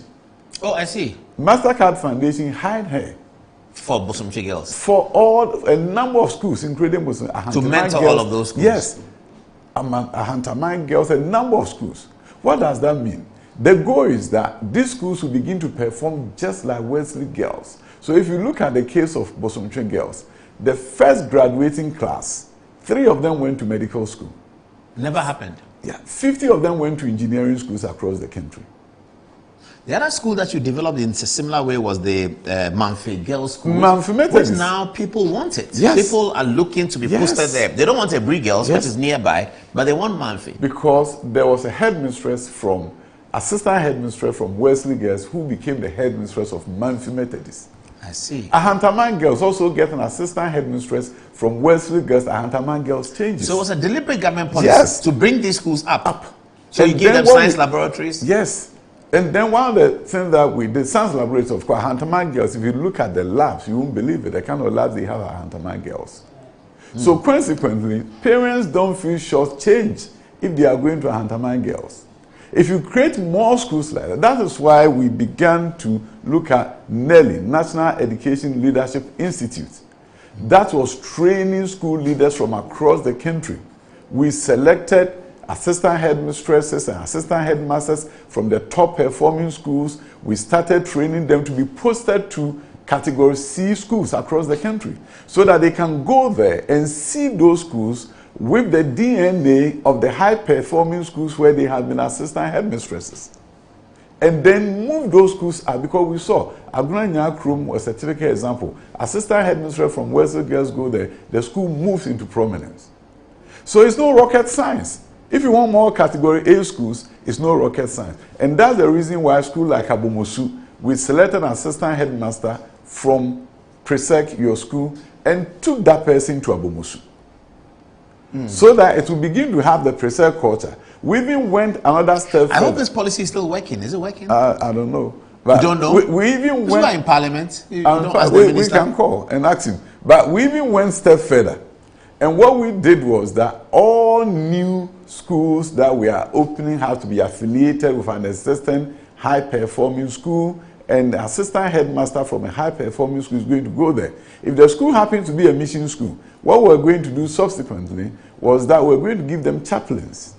So it may not be a Presby school, it's a government school, but we want to do the same cultural practices that is done at PRESEC, including the Presbyterian values, so that we can have a better school. If you want to create more Category A schools, you can. That is why we made all the STEM schools Category A schools right off the bat. Every STEM school was made a Category A schools, and they started performing because we created an environment for them to perform. We have a STEM advisory board that's actually chaired by Professor Aduma Samoa, and he was my senior STEM advisor. They are the ones who train the STEM school teachers, brought them, trained them, so that there are certain values they will begin to show. But that means you also picked the school from nowhere and created it as a Category A school, yes. STEM school. That's what Aruna Idris is saying he wants to do. Make every school Category A school. Then give them the resources that they need. So the thing is this, the point I'm making is that if we did not get MasterCard Foundation through TTEL to build STEM labs for the STEM schools, and you just called it Category A, it's not going to be. Oh, I see the point. The parents are going to reject So you give them Category A infrastructure. Then you can call them Category A schools. Yes, and we gave them the labs, and the MasterCard Foundation came with funding to build STEM labs for the schools. So at the end of the day, if you want to create Category A school, we did E-block at a flow. Your supporters are sending me texts and say, get to the campaign, get to the campaign, hurry up, get to the campaign. So let me get to the campaign then. This is They're putting pressure on you. This is the story, Doc. Your greatest story also seems to be the story that your opponents are kindly using against you. Educhum is education. Nobody is better at education. If you support the MPP wins, he has education. Why does Educhum want to be president? He has so much to give to education. Education needs him like the lifeblood. I mean, those who are saying that probably doesn't know why Singapore became Singapore. That's why China became China. Late 1980s, late 1970s, Deng Xiaoping, the then president, visited Japan, saw the Japanese transformation. He couldn't believe what he was seeing in Japan. Deng Xiaoping, the visionary leader, goes back to China, did not start building factories. He didn't start building factories? No. What did he do? They reviewed the curriculum of China. For secondary school? Yes. Basic school, all the way up. And certain truths were uncovered. First of all, they realized that China was teaching Japanese history in a very negative light. So in order for Chinese students to have a mindset change, they decided that they were no longer going to teach Japanese history in that negative light as oppressors, aggressors. They changed the curriculum of history to start with, which is very fascinating. I know you like talking about history and the mindset they can create for children. Then the next thing they did was they looked at the science and mathematics curriculum and they realized that they were not learning enough science. And the goal was towards engineering. So what they decided to was start, they gave science became 54 months with fixes starting from junior high school all the way. Then they realized that Chinese teachers did not know how to teach mathematics well. So they sent teachers to Japan, to UK and US to learn how to teach mathematics. They brought them back. Then they set a goal to produce 50,000 engineers a year as a foundation for attracting foreign direct investment into manufacturing in China. A similar thing is happening in Vietnam. And what is happening in Vietnam is very fascinating. Now, major companies around the world are moving to Vietnam. Samsung has its largest manufacturing plant in Vietnam. Why? They produce 100,000 engineers a year. 90 million plus population, 100,000 engineers a year. Everybody wants to be there. Now you look at Ghana, and we do about 7,000 a year with 30 million plus population. So ratio and proportion, we should be doing about 33,000 a year. Consequently, if there's a company in the US that is going to do serious manufacturing, they are going to Vietnam. So you and we can attract them to Ghana if we show the profile. The profile. So education, you think, is still the foundation? The foundation for any economic development. Any economic transformation in the 21st century has not been done sidestepping education. Singapore, same thing. South Korea, that's why we need Osaya Educhum to concentrate on education. You have to make education become transformed to change the socioeconomic fortunes of your country. So the education should not be going to school, sending children to school. What they learn, how they become critical thinkers is so important. And to underscore that, you know, there's a professor at my alma mater, University of Southern California, Humberto. Humberto developed what has become known as the GDKP. And GDKP is a proposed metric that aims to measure economic value of knowledge production and use within a country. We have a GDP. But Humberto felt strongly that in the 21st century, in the knowledge economy, you're going to have to do gross domestic knowledge production. And the knowledge product is what is so critical. If your education system is good, you can project how your economy is going to behave. So the GDKP is a new measure that Professor Humberto came up with to complement GDP. Because if you're in a knowledge economy and you are not measuring the intangibles, you are not measuring the quality of education, you are not measuring how many engineers you are producing and the critical manpower that you are developing, you are not able to predict the growth in your economy. The moment Professor Humberto developed the India Toolkit and began to develop what they call their knowledge economy project. So India is now using the measure, the GDKP, in fashioning their country's transformation. When Parliament, a few months ago, when Modi, India's Prime Minister, came in and made a very interesting pronouncement that India is going to be a developed nation by 2047. A fully developed nation. Fully developed nation. Poverty will have been pushed to the curve. And it's because of the education program. Look at the IITs, Indian Institute of Technologies. Students who don't get accepted to IIT are the ones who go to Harvard and go to MIT in the US. Indians, 30% of the world's IT firms are being headed by Indians. 30% of global IT firms. India have done well in technology, and that has leapfrogged them in the development. So the point of the matter is this. If you are looking for president in this fourth industrial revolution, you look for somebody who fully understands how nations are transformed in the 21st century, how nations are transformed in the fourth industrial revolution. And if that person is in the saddle and he has advisors surrounding him, he understands how to transform the country. He is able to tap into expertise of people who have done it. Look at India, their IT hubs. IT hubs across the country is attracting jobs from around the world, data entry jobs. You have, at this point, website development. Those are the basic ones. Content development. You have companies that are outsourcing software development to India.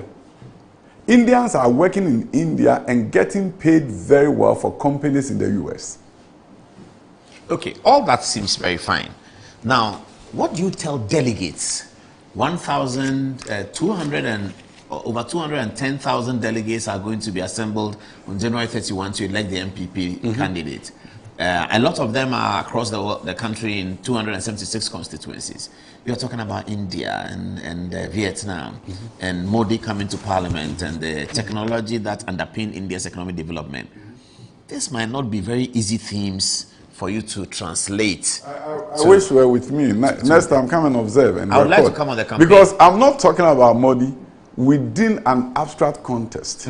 I go to the delegates. The central theme of my campaign is that we have to eradicate poverty from Ghana.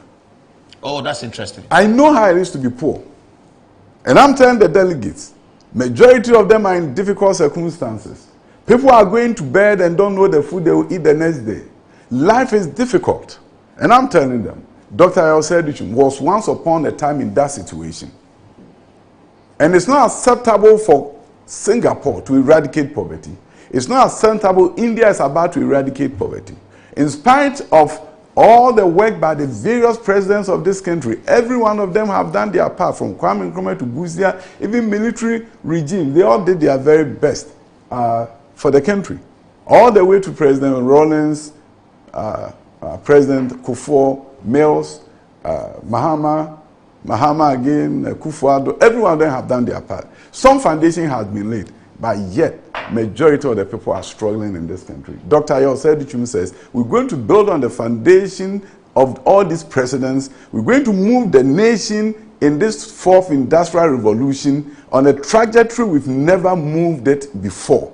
A refined education system, quality education system, which then takes us to refined agric, reformed healthcare system. Every aspect of our system needs to see some major transformation. But you cannot do that without that solid foundation, which is provided as a cross-cutting issue through education. Then you move to industrialization.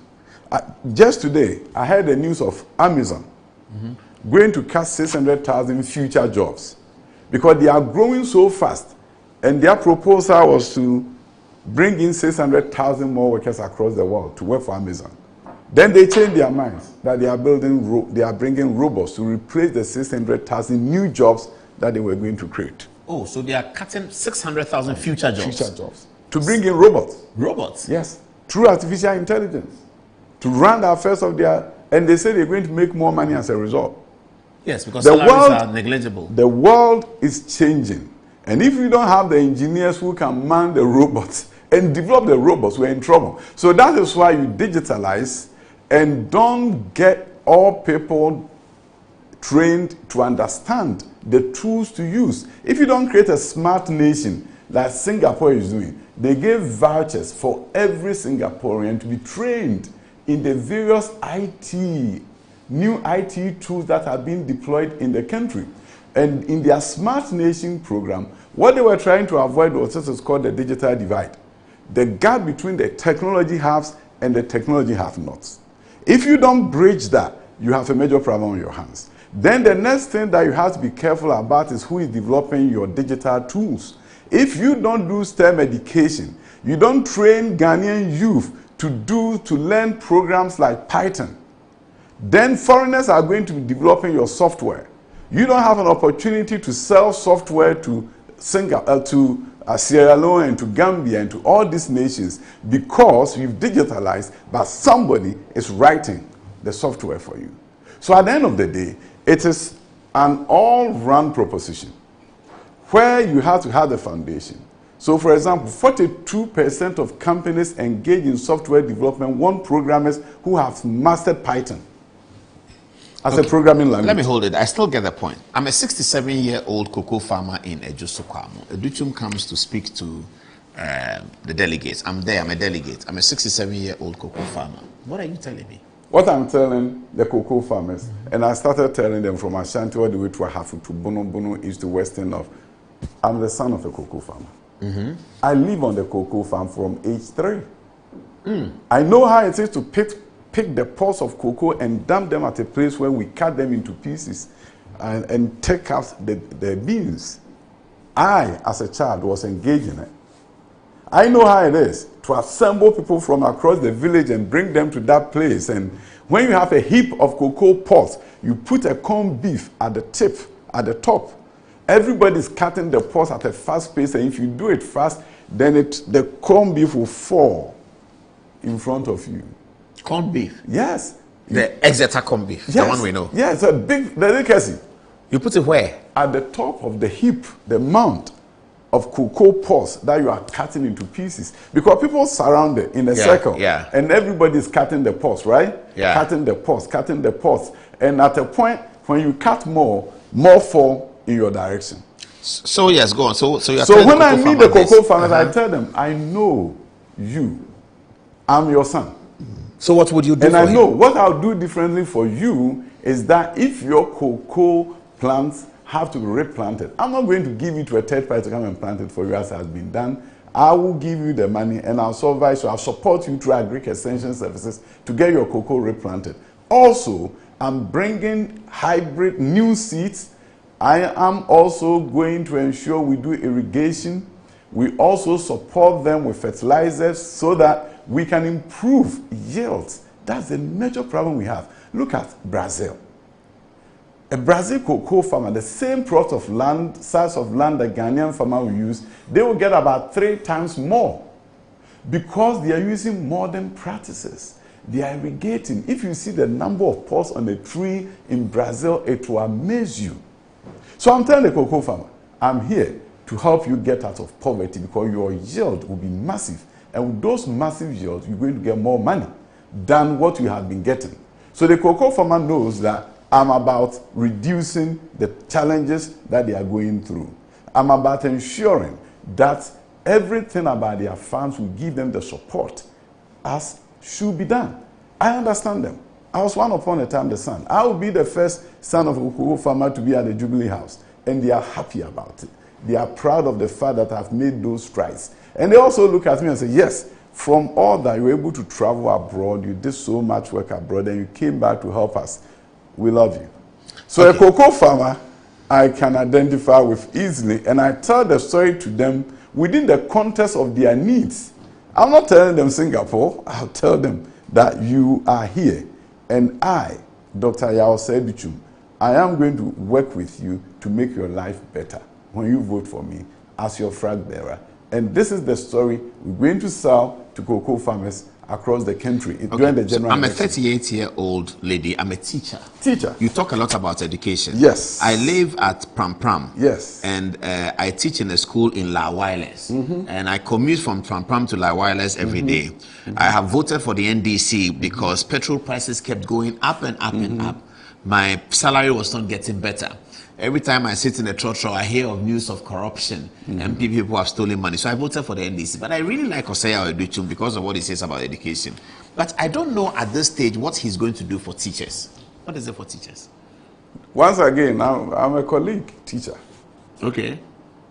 God willing, I become the first teacher to be in the Jubilee House. Not a lecturer professor, but a teacher, classroom teacher. I'll be the first to be in the Jubilee House. To teach basic school? Yes. And if there's anybody who know their needs, nobody can do it better than Dr. Osei Oyedetum. And I'll tell them that, you see, once upon a time, there was a public transportation system, the OSA buses. Yes. Which could give reprieve, which will actually give some comfort to teachers if they don't have to pay. Yes, yes. To be Those transported. nurses that used to pay. Nurses and other people, and students were not also paying. Yeah. We have to build a better public transportation system. Until that happens, we have teachers across the country living in various parts of our communities, and a busing system that targets different constituencies, different districts, will not be a bad thing. Because you see, the sacrifice teachers are making is tremendous. Of course, all other people are sacrificing, but if you look at the value we place on education for transformation in the 21st century, you have to do everything possible for teachers to be able to move from one point to the other. But also, we shouldn't forget that teachers can own cars too. And I tell the story of teachers. Their salary is not big. We have to do something about that. You remember during President Kufuor's time, there was something about duty waivers. It was for doctors. For doctors. But why can't we do it for teachers? Teachers are plenty. It will occasion a deficit in the GAPOHA expectations. The revenue expectations will be affected. Let me tell you, there are also plenty students. And if we're going to change our country, we have to take a serious look at teachers. The excuse that we give is that there are plenty, but there are plenty children. And if we want them to do their very best for this nation, we have to find a way to accommodate their needs. How many teachers do you know that we have from your time of dedication? About 300,000. 300,000? Together with non-teaching, about 360 for teaching and non-teaching. So, in the next, maybe in the next 10 years, we have about 1 million. And you're going to give each teacher... If it's million, there will be more children. The population will have grown. By the time we have 40 million, there will be about 1 million teachers. You're going to give these million teachers a reprieve to import cars without paying duty so they can have access to cars. GAPOHA is going to lose. Let me tell you, GAPOHA is going to lose, but GAPOHA is also going to get quality labor from education. GAPOHA is going to lose on that side, but what is going to happen is that they are going to get quality labor coming their way because teachers are motivated and they will do their very best for our nation. It's and not you're just, going to attract people to teaching. It's not just teaching, but it's such an important profession that we really have to take a serious look at it. If we don't take a serious look at education and teachers, we will not get the quality education that we want to really allow us to participate in this fourth industrial revolution that we find ourselves in. Education has become a centered piece of what we need to do to change your country everywhere in the world. And we have to seriously look at, because you see, we're looking at training of school administrators. And we're able to get funding from our organization based in the UK. That came in, provided funding, together with MasterCard Foundation, so that we can retrain administrators to improve their expertise and therefore lead to quality education in the country. Whenever you want to do something and you want to do it badly, you find opportunity to do it. So what I'm saying is that we as a nation have to take a serious look at our So as president, you will organize for teachers to be able to own their own vehicles. I think it's very important, but if you were to also do a quality public transport system, you take the problem off the table. So both, you're going to implement both? Yes. We have OSA. Let me tell you, Omnibus Service Authority. Why is it that when we were growing up, we could do a public transport system. But you were part of the government for 8 years. They didn't do a public service transport system that NDC have inherited. NDC have not inherited. I have not blamed NDC for anything. No, your the government, public transport system. Akufo-Addo's government was there for 8 years. So what I'm saying, I haven't blamed any government. What I'm saying is that every government comes in, they do their best. When I become the president, I have a vision of my own. So I will not say because somebody didn't do it, I won't do it. I've learned from many, many instances where different things could have been done. When I get the opportunity, this is my vision. So I'm not going to say somebody didn't do it and why did they do it. No. Every president, there's something that Akufo-Addo did that people thought could never be done. Free secondary education. That was his vision. If Dr. Ayosa Edichum comes and say that this is what I'm going to do, God willing, when I become the president, I'll be able to do it because I'm focused on that and I'm determined that I'll do what is impossible. So I wouldn't want to say because somebody didn't do it, we shouldn't do it. Akufo-Addo did free senior high. People finish senior high and they want to go to university. President Mahama has done something that the policy is not landing well, so I'm not sure it's about your first year fees are not paid, etc. Do you have any idea of how university education can be made accessible to young Ghanaians after 2028? I think there was a lot that happened in the secondary education space. And it's about time we look at tertiary. We haven't yet quite consolidated secondary education space. No, but when I become the president, we don't know what free SHS will look like in 27, 28, 26, 27, whatever 28. it looks like, 2029 when I'm the president, it will happen. We'll do what is right for Ghanaians and provide quality secondary education, but we have to tackle the issue of tertiary. You see, there are a number of private entrepreneurs, churches included, that are playing a critical role in the higher education space, and they ought to be supported. You see, there's a requirement based on the GTech law that says you should become chartered within a certain period of time, and if you don't become chartered, you probably lose your accreditation. I think we need to pause that. I think schools, private entrepreneurs who have done so well in the private university space should be stampeded into getting a charter. Rather, we should make the charter approval process optional for them.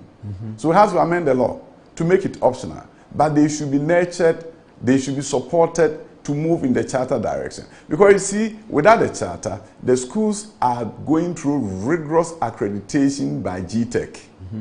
Without a charter, they affiliate with an institution, a prestigious institution that like University of Ghana, Legon. So, you know, University of Ghana, Legon is supervising the institution. GTech is also accrediting. So you have double regulatory regime. So you don't, if they are not chartered, it doesn't mean it's a bad thing for the country. Ghana did something very unique with this affiliation regime. In other jurisdictions, it's difficult for you to start a new university. Because you see, when you start the university without accreditation, students will not come. Because you are not accredited. Yes. And they don't want to take a chance. They come in and maybe 2-3 years you don't get accredited, they've lost everything. So in a number of jurisdictions, it's so difficult to start a new university. So Ghana got very innovative by saying you can be affiliated. So on the back of University of Ghana, you are awarding your degrees. But University of Ghana, in order to protect their integrity, is also supervising you. Of course, you pay to be supervised. Then GTech is also ensuring that you go through a rigorous institutional and program accreditation. So you put the two together, Ghana came up with an innovation that allowed private universities to thrive. Ashesi University was affiliated, I think Cape Coast and Legon at a point. Now they are chartered. So the point of the matter is that if you want to really reform and create access to tertiary education, you have to sit down with the private universities and look at a way that you can support them. Some tax waivers, if they are bringing in equipment, you have to make sure automatically there are no import duties so far the education equipment, and they are going to use it in enhancing what they do. So when you do that and you create an enabling environment for private tertiary institutions, then they are going to absorb a higher number of students who are coming out of our institutions, of our high school institutions. Then besides that, you also have to begin to learn, where do we go from here? During our time, of course, somebody will make the case that the population was not this much, So we had free tertiary education up to the 3rd year when they decided that they won't feed us for free and we should take loans. If you really begin to see the role of tertiary education in national transformation, look at a place like Mauritius. They have a gross tertiary enrollment. And they have a free tertiary education? No. I'm just saying they have a gross tertiary enrollment ratio of 40%. A number of countries that are moving in the direction of increasing gross tertiary enrollment ratio. You really have to do a lot of things to help those who are disadvantaged to get into the space. So if you don't take a serious look at from junior high school, now they are going to tertiary, and you have students stuck in the villages and towns. Because they can't pay. They can't pay. So what is going to happen to that human capital? So if you look at that, you begin to think about, what do I have to do? In phases, what do I have to do? For example, if you want quality tertiary education, you have to take a look at community colleges, 2-year colleges. That is like the middle. That's a diploma? No, it's associate degree. They call associate degree. Okay. But after you finish that, you can transfer to the 3rd year of, let's say, University of Ghana, KNUST, and those institutions. That's an interesting idea. So, and they are non-residential. So it's communities. It's in Kaswa. Yes. It's in Pokwase. Everywhere. Communities. It's in Dechemso. Yes, we have community college. So you do your 2 years there post high school, then you go to the 3rd year. So you want to study law, you do a 2-year... 2-year something. There. And those community colleges within the Ghanaian context will be affiliated with existing universities. That's an so interesting you do policy. your first 2 years of Legon at Kaswa College. Then you go to Legon for the 3rd year. So Legon is now able to absorb more students because they are not dealing with the first and the 2nd year for the most part. So if you look at what... And that belongs to government? That belongs to government. You can also do partnership with private people who provide the infrastructure. Private providers, they will provide them, so the churches will provide them infrastructure. The same way we do with them with colleges of education. Then the next step to also ensure you have opened the floodgates of tertiary to all is begin to look at colleges of education. Their capacity is underutilized because we look at how many teachers we're going to need and then give them the number of students they have to enroll. If Accra College of Education is allowed to enroll students in the liberal arts, in the sciences, the school can bring in about 4,000 students. But if you're pulling all of these people into school to school to school, which the young people don't like to hear, what the young people want to hear is employment. So this is what you do. My vision and my goal is, first of all, you have to do 2 things. You have to counsel students and also support universities to develop relevant courses. That's towards employment? Employment. But the people on the street now, then what you're going to do, those who are going to finish university in 2026. Job retraining. 2027, they finish university. What are retraining. Retraining? Yes. What does that mean? What it means is this. If I go to the US and I did sociology, and there's a shortage of software developers, the system allows me to go into software development. Nobody will stop me. But would you understand it with the background of sociology? This is what you do. You do a transition year. To learn mathematics. To learn mathematics, coding. Learn computers and learn coding, and then you jump into it. It can be a certificate program, but you have a skill set that is in high demand. So under indigenous presidents, one of the things that we have to do is to do labor manpower needs assessment of the country. As I speak with you, even as education minister, I'll not be able to tell you the number of vacancies there are in cybersecurity that have not been filled. If I know that, then I can incentivize University of Ghana to promote cybersecurity and to offer scholarships to students who want to pursue cybersecurity. But you have to have people who can teach cybersecurity. Training. You see, Ghanaian universities. So you take a professor of political science, you train him. So you can teach cybersecurity. There are so many people who have graduated and can, with masters in computer science, who can teach cybersecurity. So getting the teachers is not the issue. And also, the issue is this. Somebody with certification in cybersecurity doesn't have to be a PhD holder to teach cybersecurity at an undergraduate level. These are flexibilities we need to provide. If you go to, even before I go outside Ghana, during our time, there were a number of professors who had master's degree. And they were teaching. Years of experience. They go on sabbatical. go to Harvard, they teach there. In the US, they have clinical professors. These are professors who don't have a PhD, but understand the field that they are So in. what you're saying is that to create employment, you are going to direct more people to the areas of demand, irrespective of your background. We give you the opportunity to be retrained. Because you see, the point I'm making is this. If you look at the labor needs, if you do a serious manpower needs assessment, you'll be able to recognize that Ghanaian companies are bringing in cybersecurity people from India and from other countries. To work in Ghana? To work in Ghana. Until recently, the only university that was doing cybersecurity was Wisconsin University, a private university. University of Ghana can do it, but we need to incentivize them. If they want to do cyber, we have to give them the tools. So to create employment, you're going to retrain young people in areas where there are opportunities. And you assume that they are not getting the jobs because their skill set is limiting them. No, it's not their skill set. You see, when you talk about skill set and education qualification, it's almost that a bit different. Okay? Their qualification is limiting them. There's a mismatch in a number of areas. There's a mismatch. And also the recruitment process, we are not following international standard recruitment process of university graduates. Why do I say that? In other jurisdictions around the world, university campuses are the recruitment grounds. Company goes there, they can come from Kenya, University of Ghana, they are there to recruit, they come, CVs are given to them, they can interview about 100 people at a go, select the ones that they want. The next day, they are going to the corporate office as soon as they graduate to work. And sometimes they recruit them when they are even in their third year because they are so good.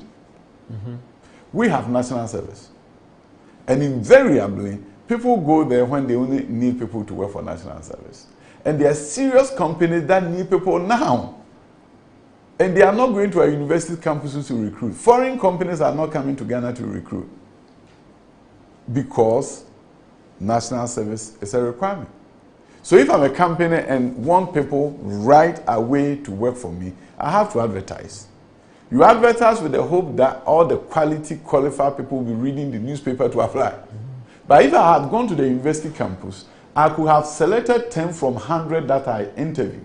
And it's easier for me as a company to recruit top-notch students from your universities. So job placement centers, for example, we need to find a way to have job placement centers in our universities. And I'll tell you this, tech has a certain form. Recently when I was, we got clearance from Ministry of Finance to recruit estate officers. You know, you have these schools across the country, high schools, 3,000 students, and you don't have an estate officer who is in charge of maintenance. I see. So what I decided to do, I was able to get the finance ministry to give me clearance. We had about 200 estate officers for all schools with enrollment over 3,000 and thereabout. When I called KNUST, they were able to give me CVs of people who have graduated from building technology, from land economy, from estate management, and were able to recruit them. But how many companies are going to our university because in their mind, they've graduated, they are gone. So, but if you have a job placement center, even when they've graduated, if companies know that I can go to tech, and even those who are graduated, their CVs are there, or it's online, and I can go and download and see the one that I like, and I'll be able to recruit. It makes recruitment easier. You don't want the job, the person providing the job to take the trouble of trying to find people, and if they advertise and so many people apply, then they have to. You see, it's much easier for them to say, land economy is what I need. I go. So basically, on the employment question, you are telling young people that we will get retraining sponsored by the government to put you in the area where you can do software development, you can do this, you can do that, things where people need. And those who are entrepreneurial, we also have to make sure those who have the interest in entrepreneurship, we have to provide funding. We provide the funding to support the ideas. Venture capital, and because you see, that's already happening. We have a venture capital here, yes, but it's not achieving much. It's not achieving much. But I'll tell you one thing: you have to do so much in order to get the right expertise. But one area where we can do more in terms of entrepreneurship is the IT field. You know, Kenya is number 2 in Africa. Ghana is about number 8. South Africa is number 1 in terms of IT job creation in Africa. Things are changing. The AI field is changing a whole lot of things. So what we need to do is to have more incubators. There are few incubators at the university. We need to have more. But we need to attract companies to locate close to our universities. IT hubs in Bangalore and a number of places in India are in close proximity to university. The labor pool is there. The company needs the labor. They are located. If you do free zones around universities, companies go there and the labor pool is there. There's a match, immediate match. And consequently, the attractiveness of the Ghanaian labor force is what you're going to use in marketing Ghana abroad. If you market Ghana abroad as a destination for foreign direct investment, and you want them to come and you're able to tell them, we do STEM education in senior high school. So you have students with expertise even in senior high school who can work for your company. And then we have engineers, we have software developers, we have all these experts or expertise coming out of our universities. So we can't leave these things to chance, invariably. Who is going to Silicon Valley to sell Ghana? What about food? Food? Yes, food prices have been high over the last 30 years in the Fourth Republic. Every government has tried to cut down the importation of rice, cut down the importation of soya bean, cut down the importation of vegetables. Ghanaian electorates have been angered when they hear that we are importing tomatoes from Burkina Faso. It's a basic problem that really needs to be solved by the political leadership, else everyone loses confidence and interest. What is your idea of agriculture, food? Agric. I think over the years, we had Operation Feed Yourself, Planting for Food and Jobs, all of them did well. But it was based on peasant agriculture for the most part. Yes. I think we have to begin to take a look at how do we transition from there while equipping our mothers and brothers to do the agric the way they know how. How do we do commercial farming at the same time? To complement it and move us in a very unique direction. Afram Plains, arable lands are there. But if you don't do agric communities, if you don't have towns dedicated for agriculture, commercial agric, where equipments are there, hospitals are there, schools are there, commercial agric will not be attractive to the youth. If a certain young man just got married and go and tell the wife that I want to go and do farms in Afram Plains, the first thing is why are the children going to get education? We need to have quality education facilities in those communities where we want to promote commercial agric. And if we do that, then you're going to have the young people saying that, you know what, I want to go into agric. And one area where we also have to look at education and transition to work is in the area of students pursuing agriculture. Why? The reason is very simple.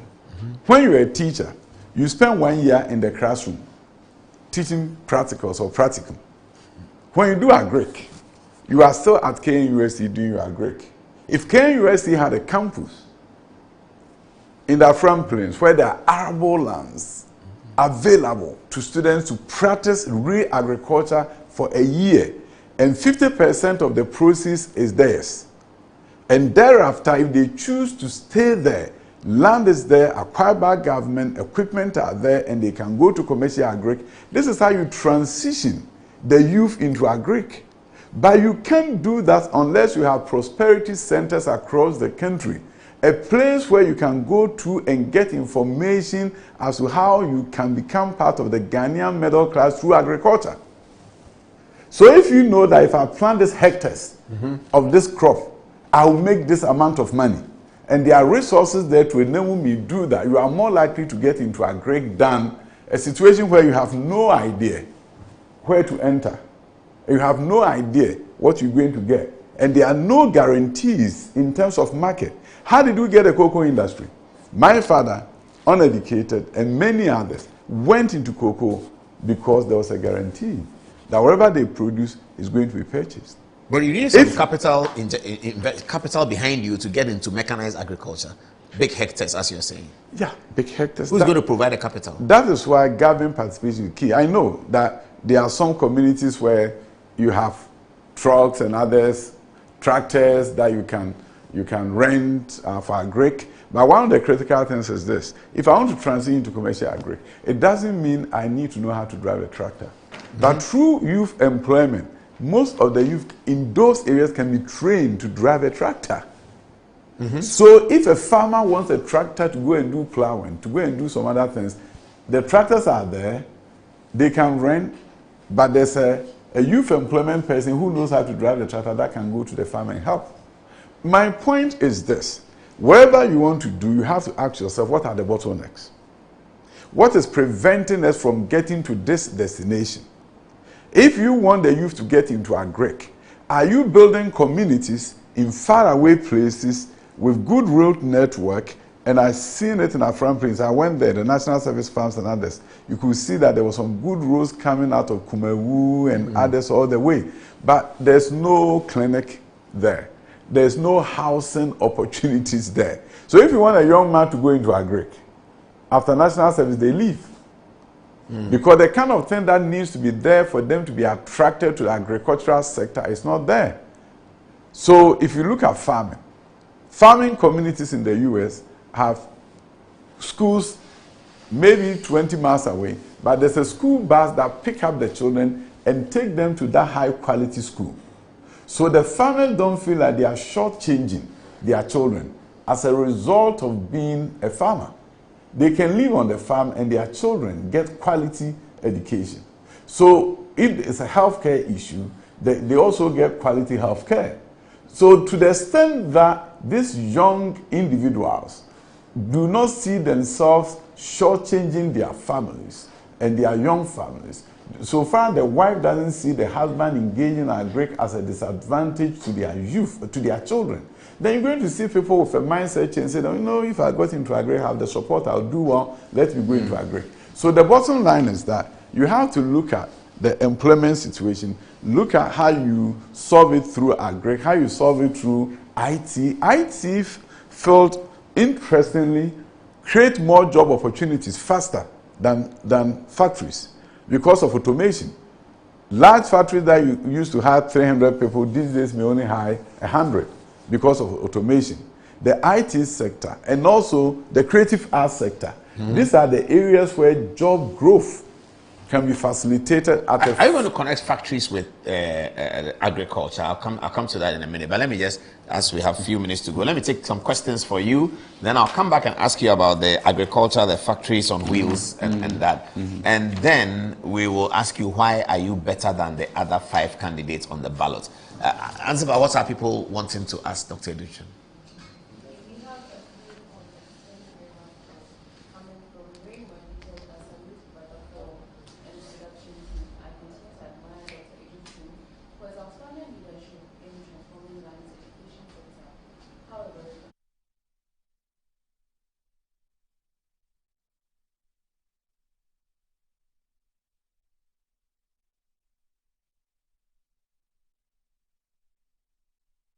Okay, Doc, let's come to the candidates. There are 5 candidates. One of them is a former vice president. The other one is Kennedy Agyapong. There's Brian Achampong, former minister. Why should you be the one the delegates should choose? There's only one Dr. Yawsa Edichum. Yes, there is. My record is there. I'm fortunate to have had experiences that I've had. Running schools in the US, having the schools rated by Standard & Poor's, BBB- bond rating, going to Wall Street in 2006, raising 20 million within 30 minutes because of the record of my school. Going again to raise another 20 million, building schools in South Los Angeles, challenging the status quo there and saying to them, I can do better than you.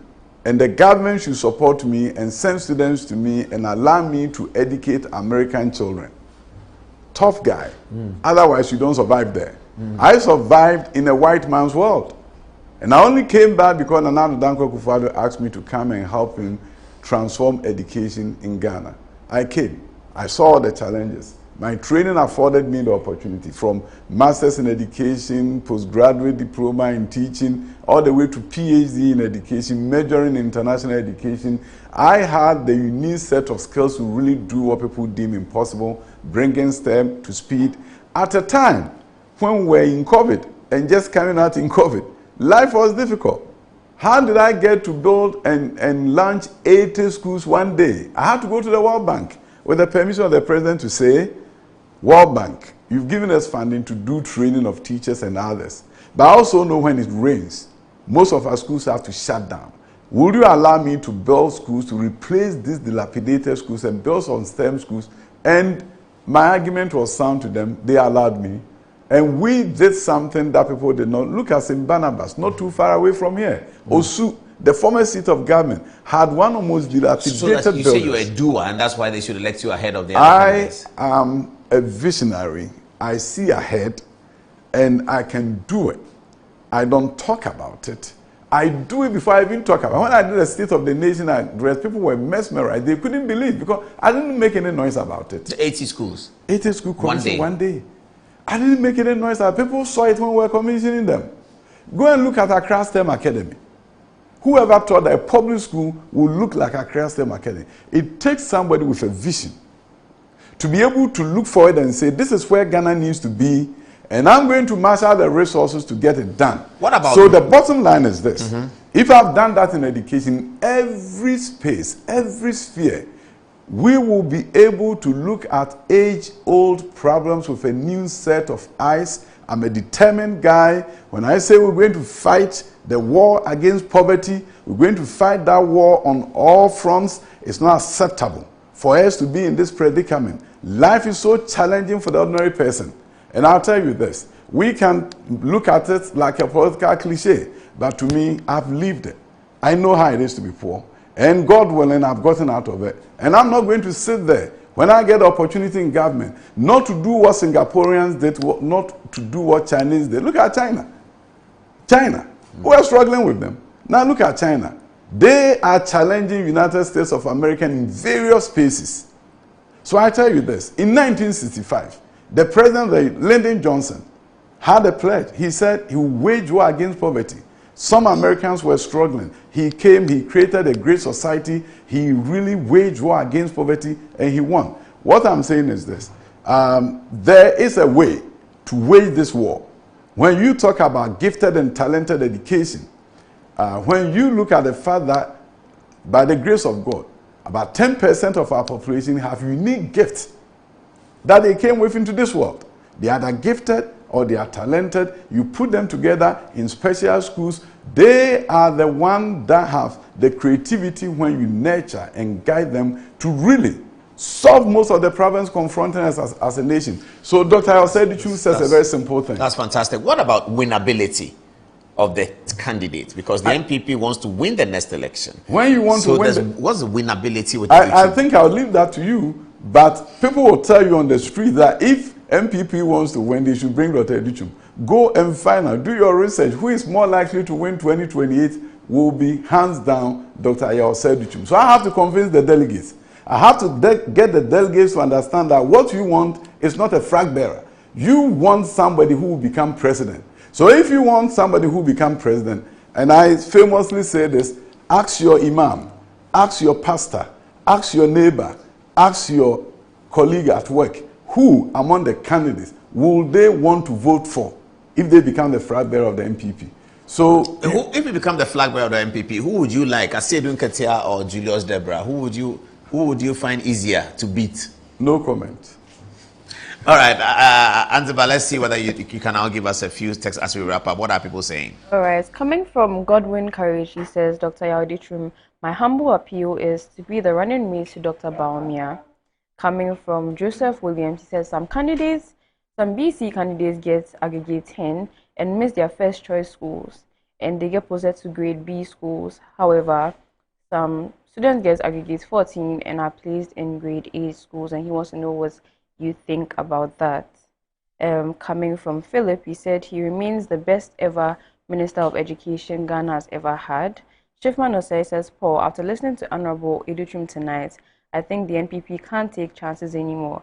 The NPP should think power first and vote Dr. Edutrum because he's the NPP's surest bet for power. Coming from Isaac Kubi, he says, vote for Dr. Edutrum. He's exceptional among all other candidates. And Awini says, NPP have a man in Dr. Edutrum. Your records in the education sector will stand centuries. Lastly, coming from Raymond, he said, I salute Brother Paul and the production team. I continue to admire Dr. Educhum for his outstanding leadership in transforming Ghana's education sector. However, regarding the NPP flag bearer race, I believe Dr. Educhum is the best candidate for the party. Over to you, Paul. Is that serious brains in MPP, Osaya Educhum is just one of them. Another one says that listening to Dr. Osaya Educhum, I think that he should have contested the last MPP primaries. He was being too respectful and hiding himself too much. Another one says, Osaya Educhum, my name is Haniba Alal. If you come to Tamale South constituency, please look for me. I'm your biggest supporter. I have some of your posters in my shop here in Tamale. Well, you seem to be enjoying some interesting support in Tamale. Yeah, there's when I go around and meet people, they say, we've been seeing on TV. We are so happy to see you in person. And we have wonderful conversations in the personal one-to-one encounter with the delegates. And it's exciting. When you get on the campaign trail, it's so exciting to meet people from different walks of life. And the aspiration is the same. They want a better Ghana. Is the campaign expensive? Of course, I'm traveling. So when you are traveling, it costs you money. And when you want to meet people, they have to also travel from one location to the other. So, of course, it will have to cost you some money. Do you speak in English, Tree, Dagbani, ever? Of all the places I've gone to is Tree. But I know as I go north, I may have to do some English, or in some places it may be Tree, but I'll have to. What's your last word? We'll talk to you again before the campaign ends. But what can you say as we wrap up? You see, I think one of the things that Ghana has to reflect on at this point in terms of our future is that we can't forget that we are living in a different world. The fourth industrial revolution is here. Different countries are moving with speed of light, and they are changing things rapidly so that they can be relevant. If we don't make it within the next 10 years and really begin to be relevant in the fourth industrial revolution, given where AI is going, I'm afraid that will be forever left behind. And that is why I have this great sense of urgency, the sense of urgency that says something needs to happen, and it needs to happen now. It needs to happen so that the right person with the right expertise, the right qualification, the right experience is in the saddle. And that right person with the right experience, right qualification, Dr. Yaosaya Educhum, 21st century, fourth industrial revolution demands that you have to be able to sit down and say, you know what, Minister A, where is the KPI? What are you doing? For example, you look at health. My number one goal for my health minister is longevity of the Ghanaian. I want Ghanaians to live long. Yes, that's an interesting You travel around the country, you see pictures of young men everywhere, young women, and sometimes I think it's wedding time. You see gone too soon, painful exit. What a shock. I don't want to remind people of their loss. I recently lost a nephew, so I know how it feels like. And then you ask yourself, when I travel abroad and when I lived in America, if there was a hospital and some people were going there, about 70 out of the 100 were not going there because they were sick. They were going there for various review and checkup and everything so that nothing hides them and take them. And then we say, what a shock. If there were opportunities for them to do medical checkup, we would have found out what was bothering them early enough. When you look at 58 and you are gone, 61 and you are gone, I believe that longevity should be a major preoccupation of ours as a nation. We have to do everything possible for Ghanaians to live long. And you see, think about it. Research now shows that your brain works better in terms of productivity between 60 to 70. Really? Yes. With such senility, but it's not the case. Experiences wires your brain in such a way. That is why when people retire at 60, you are losing your human capital. But at the end of the day, what we have is that people are dying so early. We're losing the human capital. And at the end of the day, what are we doing? I think that longevity will be my primary preoccupation for my health minister. And the health minister will have to work with the roads minister, roads and highway minister to cut down road accidents. People are needlessly dying on our roads. And it's not a crisis for us. Under Dr. Educhum's presidency, my first year, I want to make sure we cut road accidents by 50%. Because I don't understand why certain things are happening and we are sitting there as political leaders and it's not a crisis for us. I see the crisis and I want to avert the crisis of early death and early passing on of many people. We go to their funerals, we see the funeral announcement. The 58 and the 61 should not be going, and that is why when you build more hospitals, the goal should be you want Ghanaians to live long. More hospitals means that you can visit the doctor when you are not sick. Today, if I go to Rage and I tell the nurse, I want to come, where are you suffering? So, I'm not suffering from anywhere. I'm just coming so that I can see a doctor. They would think I'm crazy. But it's the norm in other jurisdictions where people are living to become 100. People are living beyond 100. And it's the norm there. In Brazil, doctors are going from house to house to take care. But if you don't have the number of, that's why the labor needs assessment, manpower needs assessment is so critical. You need to know the shortages in the medical field and produce for the medical field. You need to know the shortages in engineering and produce for engineering. You have to make sure that Ghanaians are living long. And I believe that in this world that we find ourselves in, if we don't have long life, what do we have? So voters are going to have to take a look at this. If you are a delegate, I'm telling you, I care about you living long so that I can take care of your grandchildren and take care of your children so that you can eat. Food is good. So at the end of the day, I think that's a good one. We'll leave it here. Time is gone. It's always exciting talking to Dr. Osei Oyedetum. New ideas, fresh ideas. He always sounds fresh and renewed. Somebody's asking me, how old is Dr. Osei Oyedetum? You can Google it. He's a very important person in the world. So just Google. And the one thing I didn't get to say, remember a Champions time? Yes. There were regional development corporations. Yes. You bring them back? Yes. The regional development corporation. Doesn't make sense. I don't know why we stopped using them. They were such an essential. And we are losing the role of the region and what it can do. A regional minister is sitting there, and what does he do? Administration. We're losing All something. right. So it says regional development corporations are going to come back and the regions are going to be developed. On a very sad note of the passing of Nana Akufo-Addo Agyeman Rawlings, but on a compensatory good interview with Osei Oyedetum, it is now my duty to close the program. Thank you so much for staying with us. And you can see the excerpts on our social media page, Good Evening Ghana Official, at Facebook, on Twitter, and on Instagram. Thanks for watching. Good night.